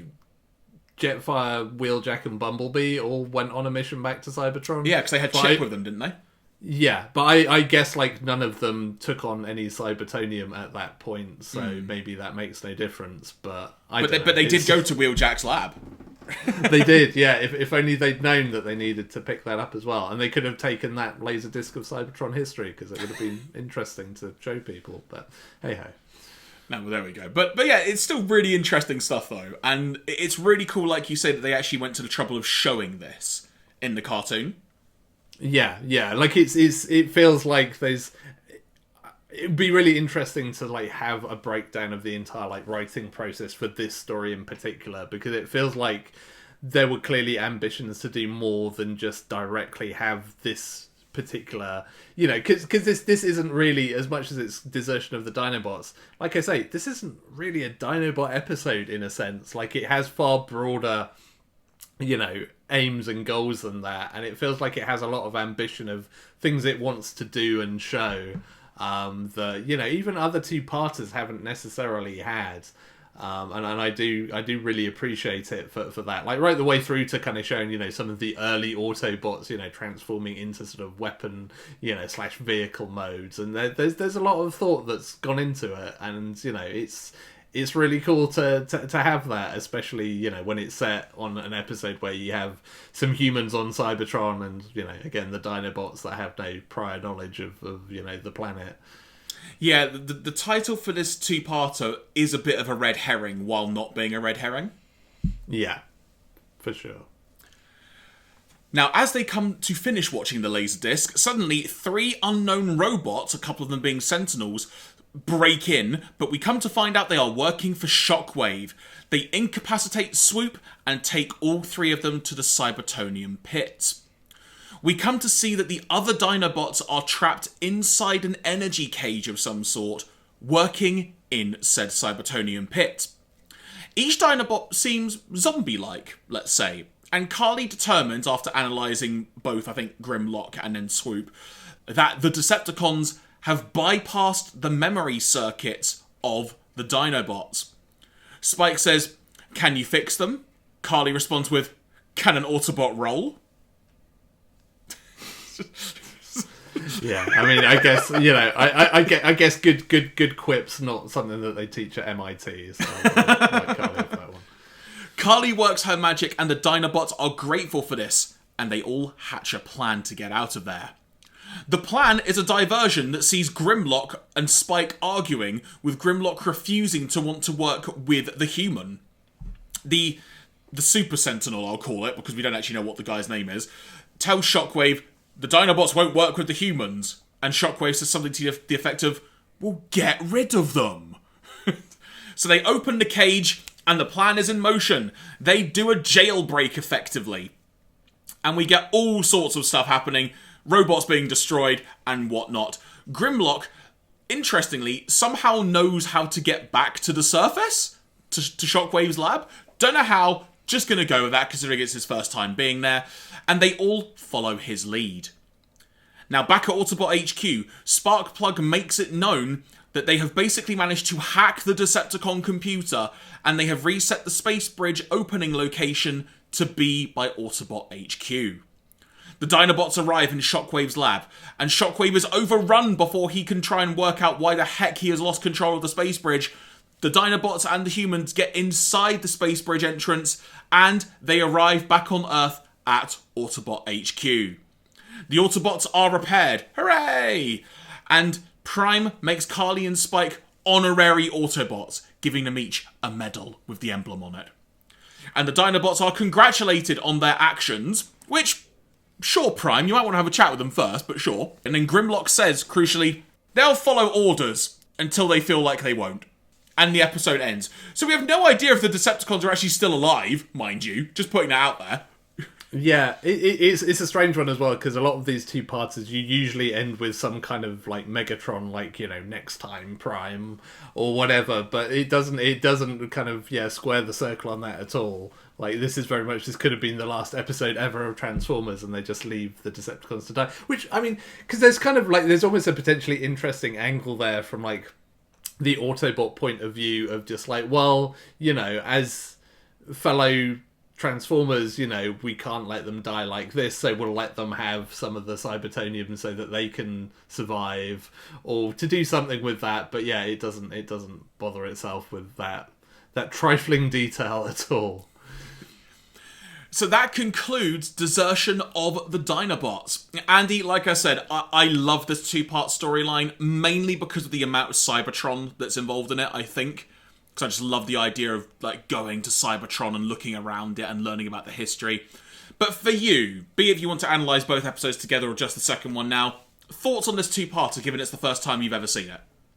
Yeah, I mean, I think this is probably one of my favourite episodes of Season 2 thus far. Like, it's a really good core concept. Like I say, it's a set of two episodes that feels like it wants to be a bit more ambitious than just having the whole Cybertonium storyline. It wants to do something with it in terms of its human characters, in terms of, the broader lore and, the war on Cybertron and Cybertron as a whole. And, it picks up all of that stuff and kind of manages to make it all work.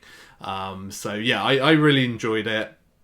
I do have a question, which is, why have they only just given Spike, like, an honorary Autobot badge? Like, has he not done enough already? Like, he's been around since the start, and he's helped them numerous times, and this is the point where it's like, yeah, sure, I guess you're an honorary Autobot. Which also then leads to my follow-on question, why didn't Sparkplug get one? Like, he did a lot of work here as well. Like, he was helping out via Teletran for the entire thing, and he just gets passed over. It's like, no, you don't matter, you're not important to this. Also, is Chip an honorary Autobot? Well, yeah, exactly. I mean, yeah, we've seen nothing of Chip here, who has also, he's had a jaunt on Cybertron, if I recall, as well. So yeah, it all seems very, very unfair, but hey, I'm sure they have their reasons. But yeah, it's definitely like Carly, very definitely the MVP of that crew. But Spike had a good torch, so I guess it all counts. I mean, it is the thing. Like I found kind of funny, like in that first episode where like they Sparkplug gives Spike the communication device on his thumb, and he basically says, I'm gonna feel really stupid talking into my thumb, and I almost fully expected Sparkplug just to like retort like, you've always been stupid, son. It's fine. It felt like it was setting itself up for that line, but he didn't, to his credit as a father. Maybe that's because he has come back from the unknown business trip that we'll never find out about. Yeah, exactly. But more Sparkplug in a suit, please. So Andy, I've got the VHS here. Let's see if I can read the text on this sort of faded bit of paper here, and let's see what it says. It is discovered that a shortage of the... Oh, wow, okay. It is discovered that a shortage of the robot essential element Cybertonium is causing the Transformers to malfunction. The Autobots, knowing that the Decepticons are expecting a shipment of Cybertonium, ask the Dinobots to intercept. Sorry, the paper's a bit faded. The Dinobots, however, have other ideas and desert. Nothing is left for Spike and Carly... nothing is left but for Spike and Carly to go to Cybertron themselves, warding off an attack by Shockwave. It looks like it says Carb and Spike, but I'm pretty sure it's meant to be Carly because of how the paper's faded. But Carly and Spike meet up with Swoop, who tells them of the Dinobots' capture by the Decepticons. In an attempt to free the Dinobots, they themselves are trapped. They escape and freed the enslaved Dinobots, taking with them a shipment of Cybertonium meant for Megatron. Even Shockwave cannot stop them as they return to Earth, the saviours of the Autobots. That's literally the entire 2 episodes. I guess. I mean, if you read the entire back of that box in your local video rental store, you now don't need to rent that video because you've just found out everything that happens in it. So, well done, whoever wrote that, for spoiling it for children everywhere. I've got like 20-year-old plastic wrap from a VHS just warding off on my hand. So, folks, there we go. That concludes talking about Desertion of the Dinobots. I seriously have enjoyed that. But next time, everybody, we will be talking about episodes 21 to 24 of Season 2, which, for reference, Andy, have the following titles. Blaster Blues. Episode 22, A Decepticon Raider in King Arthur's Court. 23, The God Gambit. And 24, The Core. I have a bad feeling about how I'm going to get on with Transformers plus King Arthur, but we'll see.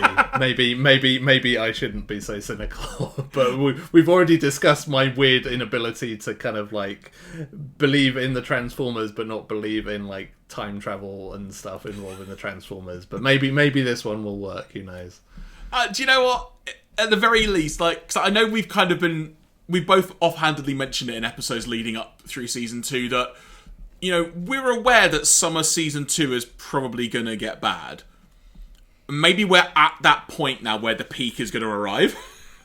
Yeah, I feel like we could be incoming on some of those. Because, I mean, that's the thing, like, even City of Steel, as much as that wasn't a great episode, like, it wasn't a complete, like, disaster of, like, why did you even think that this was a good idea to write? It was more just like, you didn't really execute on it. So we've not actually had any episodes that are outright, like, what idiot wrote this kind of thing, or, you know, you clearly ran out of ideas for this show. So it'll be interesting to see how this batch goes, because, you know, that almost takes us to the halfway point of the season once we've watched these. So. Oh my god, it does as well, doesn't it? It does indeed. I guess at some point in the future we're going to have to figure out how we're going to handle Transformers the movie, but I know we've got a while before we get to that, but we will certainly get to that at some point. But it is kind of wild to think we're already nearly halfway through Season 2 now. Yeah, for sure. And again, you know, this is so many episodes that I've never seen. So it's been really cool. Like having had, you know, my nostalgia trip was all the Season 1 stuff, but a lot of this is kind of like all new material for me. And yeah, like especially Desertion of the Dinobots, again, it's still like confused as to how that passed me by as a kid and I never got to see it. So, but finally I've righted that wrong. So it's all good. And next time you get to right the wrong of not seeing a Decepticon Raider in King Arthur's Court. Yeah. I suspect that might have been one that I willfully ignored as a kid. But, so, you know. And you'll be thanking your past self for doing that. Exactly. Well, folks, thank you very much for listening and or watching. If you want to reach out to us on social media, you can find us on Twitter and Instagram at StarscreamsPod. You can drop us an email if you feel so inclined to starscreamsghostpod@gmail.com. And of course, if you're listening to the audio version and you want to check out the video version, perhaps you want to see the VHS cover that I mentioned, or you can check out Twitter and Instagram. I'm sure we'll put it on there as well. But make sure you search for us on YouTube for Starscream's Ghost Podcast, and you should find us no problem. We will be back next week with another episode, talking episodes 21 through 24, as we have just previewed. And Andy, before we go today, any other random anecdotes you want to impart, or any other random notes you have that you were not able to share? I'm just still annoyed that there's a Power Master Prime on the front of that VHS. Like, that's false advertising. I can't believe they have the wrong Optimus Prime on there. I mean, I can totally believe they have the wrong Optimus Prime on there, but like, how, you know, that's not a key art from Season 2 of Transformers, is all I'm saying. I'm still trying to look at this and trying to see if there's like a year mentioned anywhere, but it doesn't. It's got like the 85 and 86 copyright lines, but it doesn't expressly say. Yeah, it looks like 1986. Yeah, 1986, that is, apparently. Yeah, just a really old VHS then, flipping heck. So yeah, that's sooner than I thought, but I guess that makes sense. It's also, I can't really show it on here, there's a really weird effect because some of like the printers come off onto the plastic, so it kind of looks like it's a 3D effect. but it's not. But no, I'm happy I was able to find that in time for this episode, because that's made me happy I could share that. Yeah, I mean, I can tell you that, like, if you were to sell that on eBay, you could make as much as, like, £10. Seriously? Yeah. That seems far too much. A lot of them seem to be about, like, four, 5 quid, to be fair. But, so that's interesting, because there's also, like, clearly there was another release of it where they just used, like, the actual, like, toy box art for Optimus Prime as the cover. Oh, okay. Which is like, that was probably that must have been the first time they released it, which would probably have been like 1980. Yeah, that was like 1985. They released it as a Video Gems full length cartoon spectacular. And then so clearly, like, the version you got was kind of like the second go around of on that, when they rebranded it with all the season 3 gubbins. Yeah, I've just quickly done a Google. I'll shout out to videocollector.co.uk, because I've just found literally, like, the actual wraparound box art of the one I've got. Yeah, that is the one that I found as well. So there we go. Well, there we go, everybody. I think we'll leave us on that then. And like I say, if you want to see the photos of it, everybody, we will post it on Twitter and Instagram as well, at Starscream's Pod, so you can check out my tattered VHS at this point. But, you know, given it came out in 86, Andy, I ain't gonna argue about that, given we're now in 2022. I mean, I'm just impressed you still have it. Like, I almost wish that I still had, you know, the few... The random tape where I recorded episodes off the TV, and also, like, the 1 or 2 like Transformers VHS that I owned, because I mostly just rented them. Like, I think Call of the Primitives is the only one that I actually ever owned on VHS. It's weird, because this we're just going to elongate the episode a bit more now, but I'm convinced I might also have the key to Vector Sigma, because that's another 2-parter I vividly remember watching. I don't necessarily remember what happened in it in this instance, because I remember that Desertion of Dinobots far more. But, I mean, I was just, like, going through the loft one time and just found a bunch of old stuff, so I'll try and go up there again, and if I find any more in the future, I will certainly bring them onto the podcast. I'm sure at some point, actually, we want to try and do kind of an episode, more video form, showing off old Transformers stuff we have. So if anything, there's a little preview for some future stuff, everybody. Yeah, for sure. Yeah, like, I also vividly remember the key to Vector Sigma. I think I rented it multiple times on video, I seem to recall, like, which... A false economy, as it turns out, because it would probably have been cheaper just to get my parents to buy it at that point. But as a kid, I was terrible about just, like, renting the same thing week on week and just watching it repeatedly. Do you know what, actually? I've just randomly looked up the key to Vector Sigma VHS. I remember the box art. Yeah, that's one of the aerial bots, isn't it? Yeah. Okay, if I find that, I will bring it on the pod. I honestly don't know if I've still got it, but if I do, now that I remember what it looks like, I'll keep an eye out for it if I'm going through the boxes in the loft again. But anyway, we digress. Thank you very much for checking out the episode, everybody. Hope you enjoyed it. Do let us know in the comments and such if you did enjoy it, or if you have any memories yourself. And if you've got any VHS tapes that are 30 years old, let us know. From myself, Jeremy Graves, from him, Mr. Andy Hanley, you've been listening to Starscream's Ghost, a Transformers podcast. Until next time, take care. Bye, everyone.